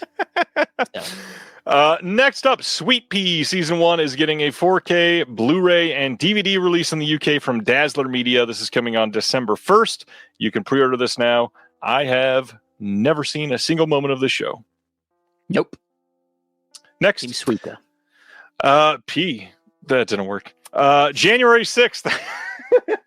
Kino Lorber putting out a trio of Agatha Christie films that we talked about fairly recently, because Studio Canal is also putting them out. We've got a 4K for Death on the Nile from 1978. None of these have new extras, so we're just going to glide through these quickly. The second one is The Mirror Cracked from 1980, and then the third one is Evil Under the Sun from 1982. Yeah, looks good. Looks good. Yeah, I mean, I haven't seen all these, but I've seen, of course, Murder in the Orient Express. I know that it's the same stuff. Somebody killed somebody. There's a mystery. There's a mystery. You got it. Where's Miss Marple? Next, Cohen Media Group on January 27th is putting out a Blu-ray of Trifoli? I don't know how you say this one. I think it's Trifle. Yeah. Stop trifling around. In Italy's Piedmont region, aging truffle hunter Igor faces failing health and the loss of his family home. When his aimless granddaughter Dalia arrives from London to care for him, their strained reunion transforms as she embarks on a quest for a legendary truffle that could change both of their lives. We got some interviews on this. Is this a connection to the Nicolas Cage movie Pig? Ooh, it's a secret sequel. Okay. Could be. I was trying to get another connection and it wasn't coming to my mind quick enough. So that's it. January 27th. On January 6th, Kino is releasing The Door on the Floor from 2004 with Jeff Bridges and Kim Basinger. This is not one that I've ever seen. We get an audio commentary by the writer-director in this, making of and a bunch of other archival extras. Have you seen this one? No. I'm a fan of Kim Basinger of this moment because I'm an LA Confidential fan, and she was just once again another crush. But I have not seen this Door in the Floor. I've never even heard of it until now. The Door on the Floor from 2004. That's cute. That's cute. I like that. You wrote a song, Ryan. See, he writes songs now. Look at that. Let's talk about one of the other odd releases from this week. Severin announced their fourth title for their Black Friday sale, and it is The Crippled Masters from 1979. Now, this art on the front is probably going to look quite familiar to you if you paid attention to physical media over the last year, because Film Masters released this. But if you look in their announcement, Severin says, the official North American disc premiere with 3 hours of all new special features. What does it mean, Steven? What does it mean? As it turns out, Film Masters thought this was in public domain or took a risk or whatever. They essentially released a bootleg. This was not a licensed release that they'd put out. So now they can no longer sell it. There are a bunch of retailers that still have the Film Masters version. However, this is the first official release of this film. We should also point out, too, that the Film Masters version of this was taken from a German print, a theatrical print. The Severin release is done from a 4K scan of the Inner Positive. This is going to be a massive step up in picture quality. You've got brand new extras, including an audio commentary by Frank Chang, an audio essay by Lovely John. You've got Unleashing the Legends, the Godfathers of Kung Fu distribution, an interview with Temple of Schlock's Chris Paggiali. You got the original trailer and then the New Line trailer. This will be a great release. However, I know a lot of people got that other Film Masters release, so this is a tough one. Well, I mean, look, guys, you know the name of the game. You just buy it again, okay? You buy it again, and then you buy it again in 3 years when they come out with another one, okay? Don't listen to the devil on your shoulder from over on the other side of the country. Steven does not dictate your purchases. I don't. Don't listen to me. But if you want it, get it. If you love it, this will look very good, I'm sure. Another one that will be very expensive if you want it. Coming in January on Blu-ray from a company that we have not heard about in almost an entire year. Gold Ninja Video up in Canada. Mr. Justin DeClue putting out The Devil Bear from all the way back in 1929. This is a lost Canadian silent film available for the first time ever. This is a film only glimpsed in a handful of blurry stills since its brief theatrical run in the 1930s. Golden Ninja Video is proud to present this lost Canadian silent to the general public for the first time with a brand new 2K scan provided by the Library and Archives of Canada and a simian-sized amount of special features about the amazing story behind the making of the film and why it has never been available until now. We have on here two new improvised scores for The Devil Bear by Emily Milling and Andrew Schenkman. We have a commentary on this by Justin DeClue himself. We've got a discussion between Stephen R. Bissett and Justin DeClue about early Gorilla Suit cinema, which that's going to be fun. That's great. We've got a visual essay about The Devil Bear by Stephen Broomer, who runs Black Zero. We've got new liner notes by Dr. Michael S. Bolau, author of the Best Picture Ever Made in Canada, Thunder Bay Films Limited, and The Devil Bear. And then there's a bonus feature on here called, it's a Canadian film called The Viking from 1931 with an intro by Justin Decloux. They are shipping to the U.S. However, there is a tariff charge from Gold Ninja Video, so you might want to look into that or wait on it and see what happens. But hey, it's available if you want it. As long as that Gorilla Suit documentary, they talk about the dude that was in Trading Places that wore Gorilla Suit. If that guy gets a spotlight, I'm good. They've covered their bases. Steven Broomer from Black Zero, we talked to him back in the day. Long time that ago. Dude, he's great, and he's detailed. These guys teaming up makes sense because of the subject matter. True. And Steven Broomer, his Black Zero is all experimental films and stuff. So this is great. I might have to get this one for sure. Last up this week, Kino Lorber releasing Hold That Blonde on not on 1945, from 1945 on January 13th, getting a Blu-ray release. This is with Eddie Bracken and Veronica Lake. We got a new audio commentary by Julie Kurgo and Peter Henkoff. Yet another one that I have not seen, and I'm willing to bet neither has Steven. No, this Eddie Bracken, I'm guessing that's on the front here. He kind of looks like, what's his name from Superbad? Michael Cera, Michael Cera. Is that Michael Cera there? It's Michael Cera's great grandpa. Yeah. All right, let's get into what's coming out next week. In case you forgot, I don't know why it changes like that when I had it set up, and it changes no matter what. All right, A Better Tomorrow trilogy 4K from Shout Factory coming out this week. Red Planet 4K from Arrow. Hell's Angels 4K from Criterion. Airport, the complete collection 4K from Kino. Out of Africa 4K from the studio, Paul 4K from Kino Lorber, Howard's End 4K from Cohen Media Group, that's their first 4K, the Louis Buñuel film L 4K from Criterion, At the Circus from Warner Archive, one that I gotta get eventually, Dark City finally getting its standard 4K release from Arrow that sold out on a limited very quickly, Rick and Morty Season 8 Blu-ray, Casino 4K, we've got Rent 4K from... that one is the studio as well. Pulp Fiction 4K Steelbook getting another release. We've got I Love You Again from Warner Archive, The Bride Came COD from Warner Archive, Silver River from Warner Archive, It's Love I'm After from Warner Archive, Wicked Games, the 3-film box set from Radiance. We've also got The Ogre of Athens from Radiance, Splitsville coming from the studio, The Iron Mistress from Warner Archive, The Gracie Allen Murder Case from Kino, The Miracle from Warner Archive. God, they're doing a lot lately. Universal Language from Oscilloscope, The Americas 4K from the studio, Yellowstone, the complete series, the one that Steven has pre-ordered, The American Revolution from PBS, Ultraman 4K Discovery coming next week from Mill Creek. I'm George Lucas. This is a Kino Lorber release with more than 30 audio commentaries for one release, literally. It is insane. I talked to Blake, who did the QC on this one. Blake, a friend of the channel that was on the show a few months ago. He had to listen to every single audio commentary. I was going to say, he had to have hated this. I feel so bad for him. James Cagney collection from Warner Archive. House on Eden coming from, I believe that's a Shudder release. Some anime releases. We got Grass and Chang from Milestone. Secret Mall Apartment from Music Box. Any of these that I mentioned that you are picking up this week, sir?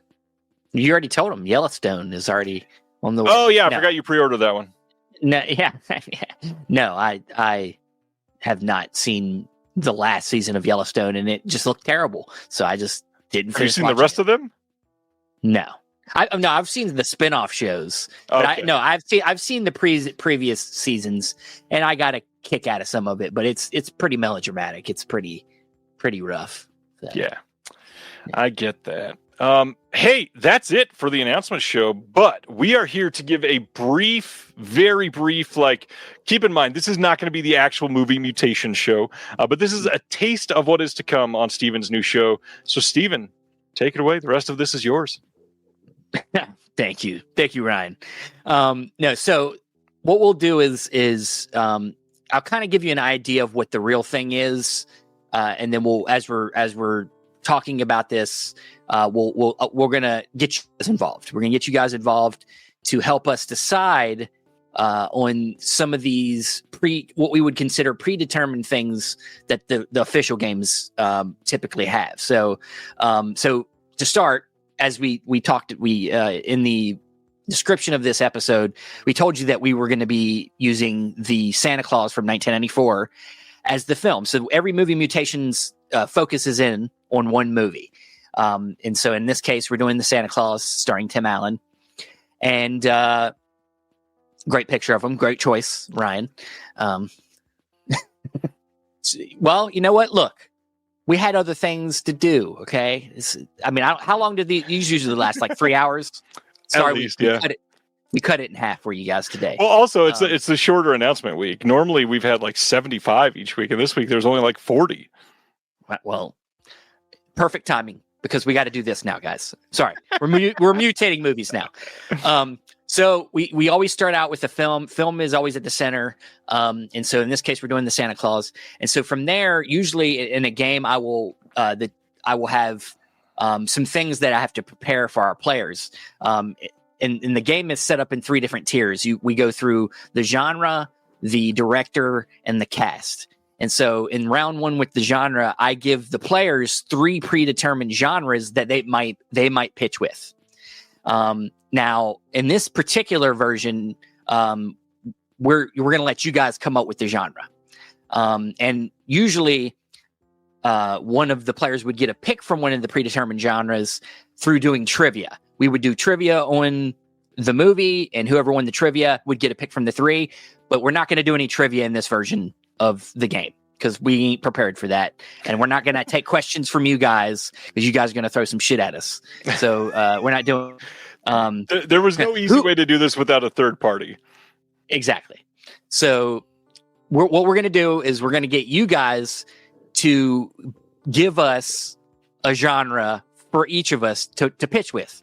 And then you guys are going to decide who had the better pitch. So, of course, the Santa Claus is like a family Christmas movie. We need you guys to give us something completely different, however different you want it.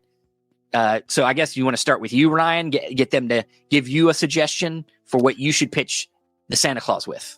First off, and obviously, if you've got an idea, already start typing it out in the chat here. But the way that we're going to say this is think about like what would actually be a compelling, interesting version of this movie with the genre. So you could say this could be something like a murder mystery, which obviously kind of already fits with the movie. So don't really, that's not super interesting. Maybe not that you don't have to mutate too much, but I mean, you can make this like, I think somebody in the chat earlier said, I can't wait to see the Santa Claus become an erotic thriller. Like that's going to cause a lot of improv. So yeah, pitch something that would be really fun. And instead of just saying, I'll take that, why don't you say, let's both, I guess you won't have to say it, I'm saying it. Why don't we just both pick one of the ones that come through in the suggestions and we can go from there? Okay. Yeah. So let's see what you guys got. Please give us a bunch of suggestions. Aaron wants you to do a Chris Stuckman found footage movie. I'll let you take that one. Do I have to? I mean, look, I'll do a found footage, but I'm not going to do a Chris Stuckman one, because then you're taking away my director for later. I'm not doing him. You would have to explain, okay, right now, this isn't going to make a lot of sense, but we're going to change the format entirely during the movie. Yeah. So, KB says slasher. Brendan says a crimi. That's a fun one. Any other suggestions? We need some more suggestions. Give us some more ideas. It didn't even have to make sense. No, we have to make it make sense. We got to make it make sense. So you don't have to like think about this as like something that, will fall into it easily. Give us something wildly different. And then that just makes it more challenging and makes it more fun. So, let's see. Sci-fi. So like how about we think of some more like subgenres? Give us some cyberpunk or, like things like that. That's what we're looking at. Slapstick comedy is good. There we go. Here we go. I don't know. Some of it is already pretty slapsticky. In a way. Cheesy 80s sci-fi. I like that. All right. All right. Should one of us go? From here? So what do you want to do? I will. Do you want me to go first? Go ahead. You pick one. Okay, I'm going to reveal as I'm making up my prompt on the spot here. So, in the Santa Claus, of course, the current story is Tim Allen sees Santa on the roof, and Santa falls, and he dies, and so Tim Allen has to take over for him. This is the way that I am going to frame this: is Tim Allen and his son, who is currently staying with him because Tim Allen is away from his unnecessarily like overly attractive wife, although she looks like way out of his league. And the question is like, how did he ever end up with this person? And Tim Allen is trying to bumble his way through Christmas with this child. Unfortunately, he doesn't make a lot of money. He does not work for a toy company. He does not have all of these means like Tim Allen did in the film. And so our main character, Scott Calvin here, is just sort of really trying to push through and make Christmas good for his kid. But he walks outside and finds a dead body. He is not the one that caused Santa to die. However, because he found the dead body, he feels the pressure on himself to make the Christmas good for his son. So he dons the hat, he dons the coat, and he starts about his night, kind of similar to the original film. And as it goes through, this Crimmy develops because now we find out that Tim Allen has a background as a Russian police investigator, and he is now trying to, as he's delivering toys, search for clues through the rest of the night to find out who killed Santa Claus at his house and why they were there. As the night goes on, certain things happen. His son maybe reveals that he saw somebody walking by his window that he thought was Santa, but it wasn't. We find some clues about who the potential killer could be. We find some footprints in the sand. Not sand, the word is snow. We find that there are other things around the house that he can find as he finds a weapon. What will that be? Maybe we'll find out in the next one if people vote that the Crimmy is the better option here. But there are lots of things. And then as the film carries on, we find out near the end that it was actually Tim Allen's son himself that killed Santa Claus. And so the solving of the Crimmy at the very end, which if you don't know, a Crimmy is very similar to a giallo. It is like a grown-up murder mystery in a way that has some very specific stylized touches for it. I would love to see this movie where his kid is found to be that he's lashing out in response to his parents' divorce and kills Santa Claus, and his dad feels the pressure to rescue it for the boys and girls of the world. And that is a modern day Crimmy. Well, dude, bravo. I'm deciding, I'm gonna go with the stuck with minus Stuckman. Found footage. I'm going to go found footage here. So my pitch will be that our main character, the Tim Allen character, he's got a divorce. He's trying to make sure he spends time with his son, just kind of like the original, the original movie. And he gets his son a camera for Christmas, and he finds out one day, him coming home from school, that he found out. He was told at the time he believed in Santa Claus, but his friends ruined that, kept telling him Santa Claus isn't real. It's just your parent. He ruined it. He ruined it all. So now he feels this obligation to want to prove that Santa is real. So he kind of sets up cameras around the house. He just doing it because he wants to show his son, hey, look, we're going to catch a glimpse of him on Christmas. I'm telling you, he's real. So he plans to dress up like Santa Claus and do the whole thing. But in the process of doing it, he actually runs into the real Santa Claus and kills him. So then he has to pretend to be Santa Claus the rest of the night with his son, and his son's holding the camera the whole time during the experience. But through the experience of it, they realize that being Santa Claus is fucking scary. They're fucking getting sucked down roof through chimneys.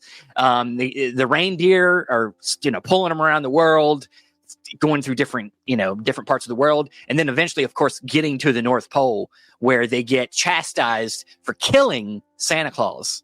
And so now they get kind of just pulled into this hierarchy of, and when they're there, they just, everything's from their perspective. So it's just creepy. You got elves running around, like moments of just complete happiness, and then complete darkness when they try to go to sleep and they're just really uncomfortable where that it's a weird movie. I get it. It sounds weird, but I think the concept, the setup's there. By the end of it, he's pretty convinced Santa Claus is real, and his dad is now the new Santa Claus. And then he decides he wants to sell the footage to make money and get away from his shitty family. So interesting. Love it. All right, so now everybody's got to vote in some way. Would you rather see the Crimmy or would you rather see the found footage version of this personal hell for Santa Claus? Now, in the game, in the official games, there'll be 3 predetermined ones that both players are aware of before the game starts. And when they do trivia, whoever wins trivia, they get to pick from the 3. But the loser of trivia has to pick out of 2 mystery picks. So that's kind of the difference there. So a lot of room for chaos and, advantages. All right. I not to sound biased, but we got some votes for Crimmy coming in already. Hey, it's okay. It's fucking okay.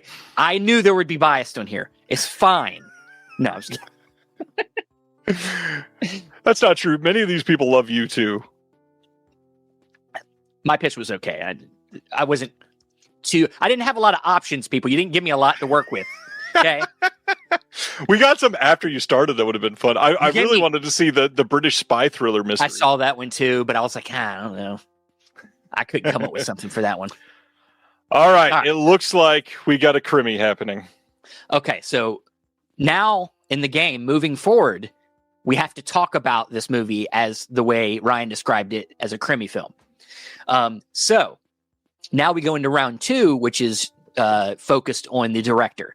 And so once again, players in the official game will get 3 predetermined directors at random, and there'll be trivia, and whoever wins the trivia gets to pick for them 3, and then there'll be 2 mystery picks. So so in this case, you guys need to give us some directors. Give us some directors that should direct this movie that Ryan pitched. And then we pick a couple, and we have to describe why this director, using his filmography, whatever we can, to say why he's the best person to direct this movie. So once again, in the chat, think of somebody that you think would be fun to direct a modern Crimmy about Santa Claus. That's such a funny sentence. And we will each pick one. I'll let Steven go first on this one, but we're going to pitch why he would be a better why they would be a better director for this. And we're going to list like stylistic choices. We're going to list some examples from their filmography. We got some ideas. Terry says Edgar Wright. Colton says Peter Strickland. 2 pretty decent options so far, actually. Yeah, I was going to say I might go Edgar Wright on this one. Maybe. Yeah. PTA from Aaron. PTA directing a Crimmy. That sounds interesting. Yeah. Guy Madden from Ronnie.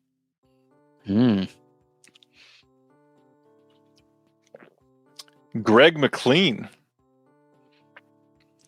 You got some good choices. I mean, look. I think I'm going to go Edgar Wright because it's the one I'm the most familiar with in this particular scenario. So, if we're doing a movie that's going to have as you said, it's kind of like a giallo. You got mystery, you got some blood. We got Edgar Wright, who plays around as a fan of genres of all these. Even Fritz Lang is a good. I kind of like that. It's kind of cool too. Yep.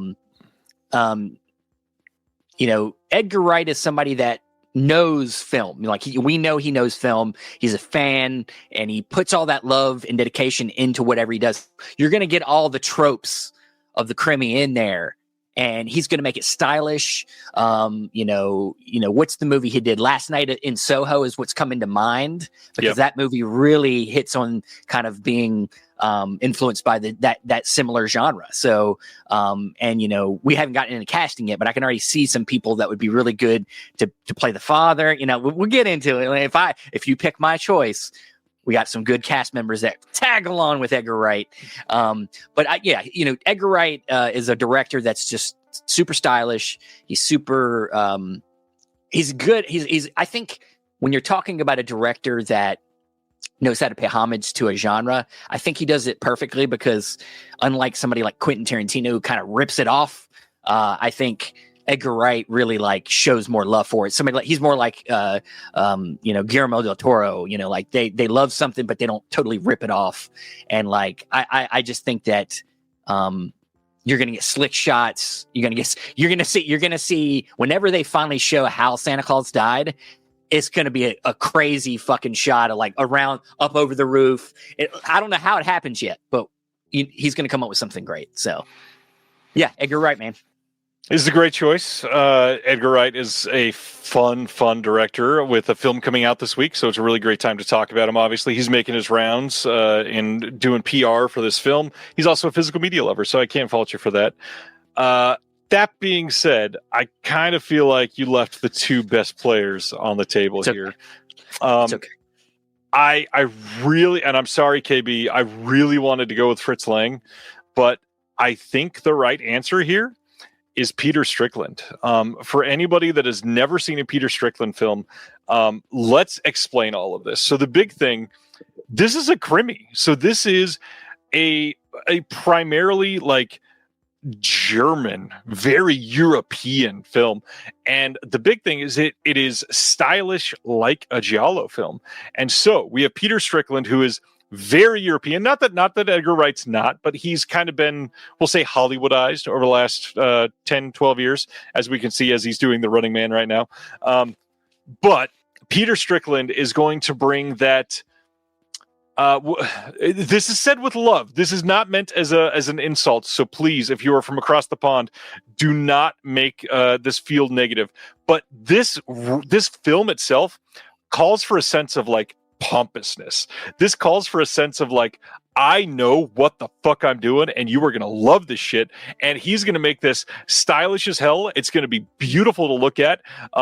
He's going to come in and like be able to swing for the fences between some scenes that are, when we're looking at the murder mystery aspect, it'll be mostly black and white on purpose, shot in black and white.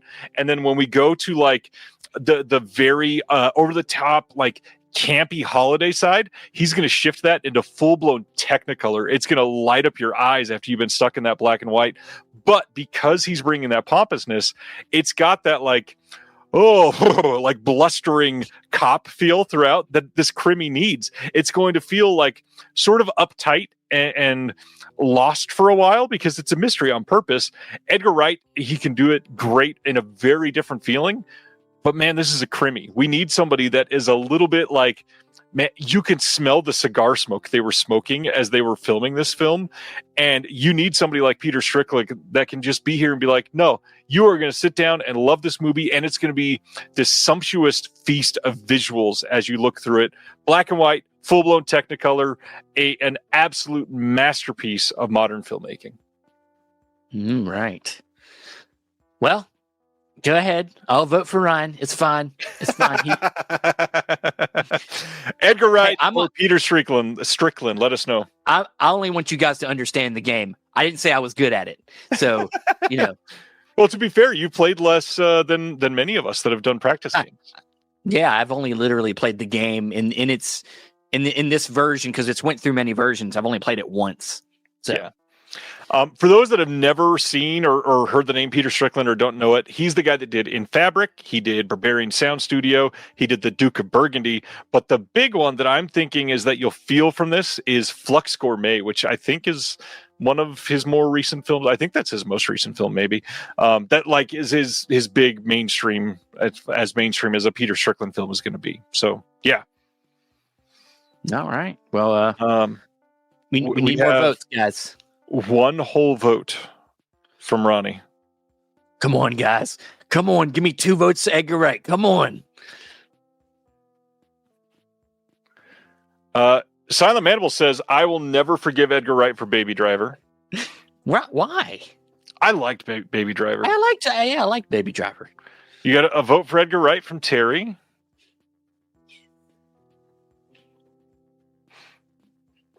We need one more. One tiebreaker. Edgar Wright, you win. Son of a bitch. Thank you. I forgive anything before that I was upset about. Sorry, I'm drinking this milkshake and I shouldn't be. It's we got a Whataburger in our area for the first time. So this is a Dr. Pepper milkshake. I shouldn't be drinking this. So now you're going all out. My wife, that's what my wife brought into me was that milkshake. now moving forward, the Santa Claus is this crimmy film directed by Edgar Wright. So now we go into the third round, which is the cast round. And what we do in the official games is we have 4 characters from the movie that we are going to recast, at least. If it ends up being a tie, we go to a surprise 5th character. So in this case, do we want to just do 3? Since just to shorten it up a little bit. We're at an hour 50. Why don't we just do Santa Claus? Who is the best modern character to do Santa Claus? All right. Well, let's see. What do you, in this case, in the game, we don't allow, it's our choice. So I guess, we don't ask for, yeah. So, let's see. I'm going to go, since it's Edgar Wright. And keep in mind for everybody, as you're watching this is an Edgar Wright directed modern crimmy film that is shaped like the Santa Claus, essentially. So my pitch for the film as a crimmy with Edgar Wright directing, that was Steven's pitch for the director. Yeah. Let's see. We're going to do, how about Christoph Waltz as our Santa Claus? Santa Claus. Santa Claus. And so, you want to go German. We're going to do that. So you talk about smoking cigar. I could see him smoking a cigar. I could see him drinking a glass of milk. We know that. But he brings a certain amount of, I think, jolly that you need in an actor. Kind of nervous jolly, but like, I almost said jolly. But we know he's an amazing actor, and we know he can basically do anything. So I think if you're going to have a man who's go on a mystery to figure out who killed Santa Claus, you need one of the greatest detectives from Inglourious Bastards to find He found Jews everywhere. He's going to find Santa Claus's killer. I mean, this is the guy you want. So, that's all I got. I love that you went down this route because my pitch is going to be so opposite end of the spectrum from yours.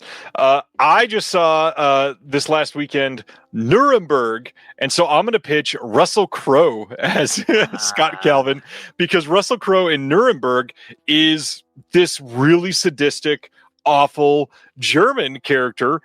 He's already put the weight on, so we don't need to put him through any rigorous training. He can play Santa Claus. Look, right he's now. trying to lose weight. He's trying to lose weight right now. I would say that Russell Crowe has proven that he can do everything just as much as Christoph Waltz. I think that because he's got the accent training down that he had for Nuremberg, he's so in that mindset. We don't have to have any fight for this. But as far as fitting in a crimmy film, Russell Crowe screams a crimmy casting. Like that's kind of perfect. He was already in that Pope's film where he's on the little Vespa all the time. He is going to walk onto this film and own the screen in every single scene. Russell Crowe, like, he has to win this. Yeah, actually, I like that one a lot. I do like that one. All right, in the chat, Russell Crowe or Christoph Waltz, who is the better leading man for our crimmy, directed by Edgar Wright?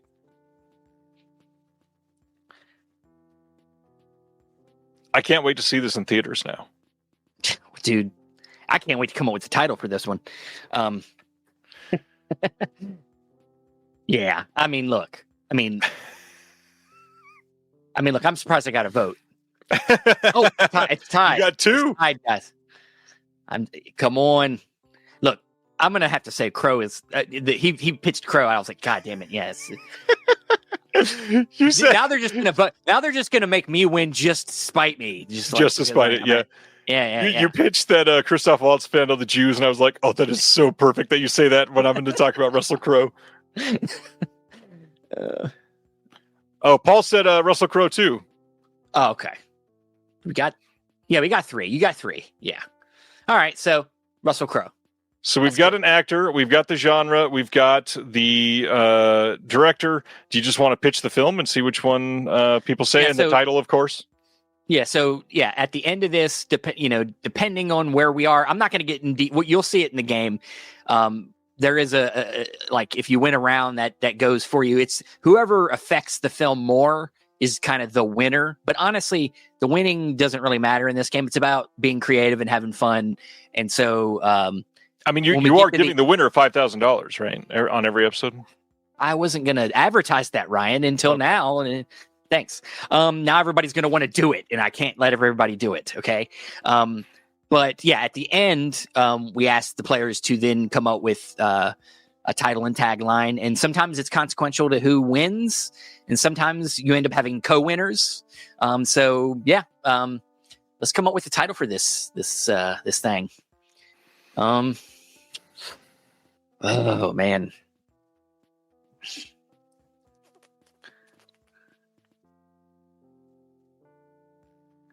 How about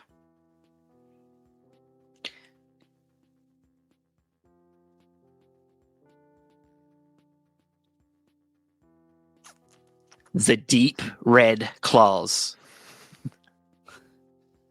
And the tagline is,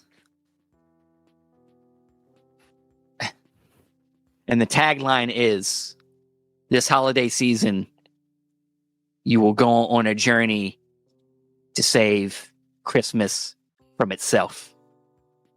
And I don't know that makes sense, but it's okay.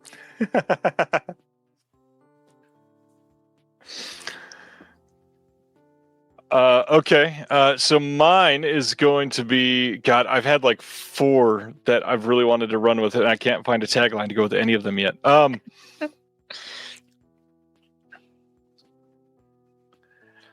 I am going to say,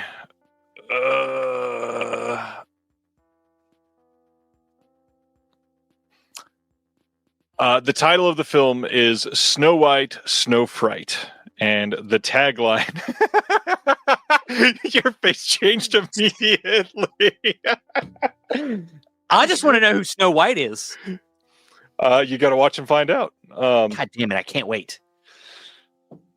Tagline on this one: Snow White, I can't even say it now. Snow White, so fright. Everything I've come up with is too goofy. Do it, Ryan.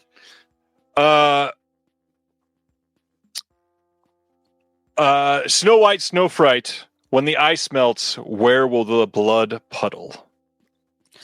I mean, it started out good. Where will the blood flow? That's better. Sure, yeah. When the ice melts, where will the blood flow? Or where would the blood freeze? Where were I don't know. Why am I helping you? Mine's when the ice melts, where will the blood flow? That is the tagline. Period. Okay. End of sentence. So what was yours? Say it all again. The deep red claws. The deep red claws. And I forgot my tagline, so I hope you guys remember. This is usually there's perfectly. other people helping, and you're taking notes. Yeah, I'm taking notes, and I'm the one that keeps up with it, but I can't do that for myself when I'm trying to think of stuff. So, if you guys heard that, please choose one to put us out of our misery. Snow White, Snow Fright. When the ice melts, where will the blood flow?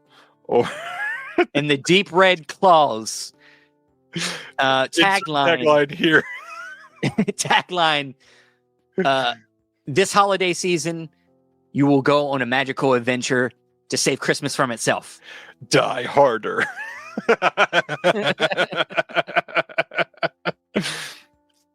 That's the tagline for you. Die Hard is absolutely a Christmas movie. No, it's not.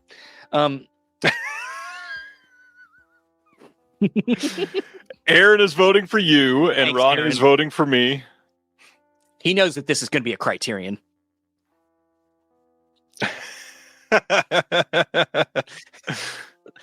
Yeah. We got to vote for Steven, so you're up 2-1. I'm going to bet that if we don't get something in the next 10 seconds, you win. Congratulations. Damn, I didn't think this was how it was going to go. You know what? Your audience is actually pretty objective. You know, I give it to them, man. I for sure thought I was going to lose all this. We're tied 2-2. Damn it. I shouldn't have said anything. We need a single vote to break up the tie. Otherwise, we can just shake hands and call it a night. Oh, we got to vote. Right. There it goes. Thanks, man. Thanks, Colton. But that's essentially the game in a small little nutshell. The game's a lot more, it's the trivia and it's got a lot more going on in it. And there's also an intro to it as well. All these are going to have, there's a character that I won't describe, but I'll leave it for surprise for the first episode. But there's a character behind this game that is kind of part of the fun of it. So, that is Movie Mutations. And once again, it's going to be premiering on November 16th, 7 p.m. EST on the Movie Mutations YouTube channel. You could also find it on the Chasing Labels channel as well. That's it. Yeah. Check it out this Sunday. It is a really fun episode. The Wizard of Oz is a really perfect movie to do a Movie Mutations for, because there's really diverse characters. It's a plot line that is full of like some complex choices, but that are easy to like screw around with. It's a classic. Everybody knows it, so everything is relative. There were some wild choices in that game, and I cannot wait for people to see what they get into. Yeah, right. If I didn't mention it, Ryan is the judge on this episode. If you didn't see his munchkin ass in there on the picture, but so he's the guest judge. I'll try to have guest judge every time. The next, just to tease the next one, we're doing Home Alone. So, yeah. As somebody that's 6'5", I don't think I've ever been described as his munchkin ass. So thank you. His munchkin ass. Get his munchkin ass out of here. Yeah. Check out Steven with Movie Mutations and Chasing Labels. Nothing really else to share, I don't think. Come back next week. We got a fun guest. That is, let me verify that it's this next week. First-time guest on the show, and I'm very excited for this next week. It's somebody that I have talked about in a couple things recently, and I've been waiting for this episode for like 2.5 months. I've been waiting for years for a long time too, but this is just incredible. We got a great month ahead of us. Check out everything Steven does. Check out movies. Check out physical media. I love you all. Just do it. Do it, guys. Yeah, just go support things. And if you want to support me, check out the Patreon, the link below. If you want to support Steven, buy a shirt. Hey, show off the shirt you're wearing. Oh, hey. Yeah. We also have Movie Mutation shirts eventually, and there's other things that we got on our Etsy site called B-Roll Bandits. It's the brand, and there's a lot of things on there. So go check it out. Amazing.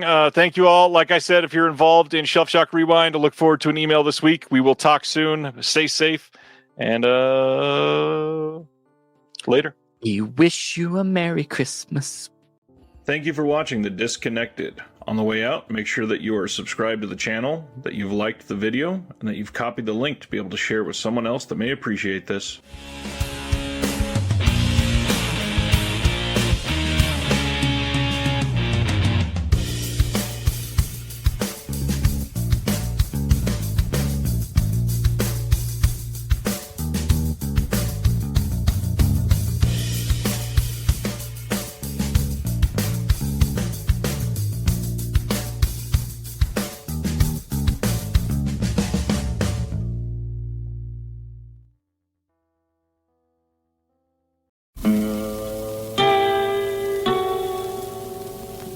Hello, filthy movie lovers. My name is Gentry Austin. And I'm Casey Scott.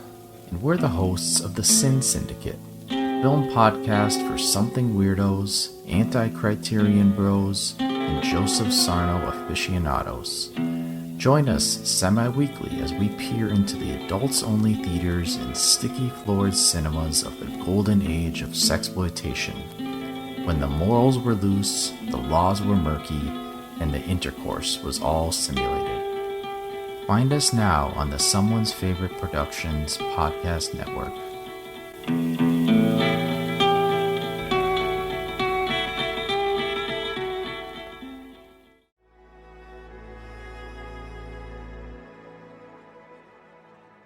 Thank you for listening.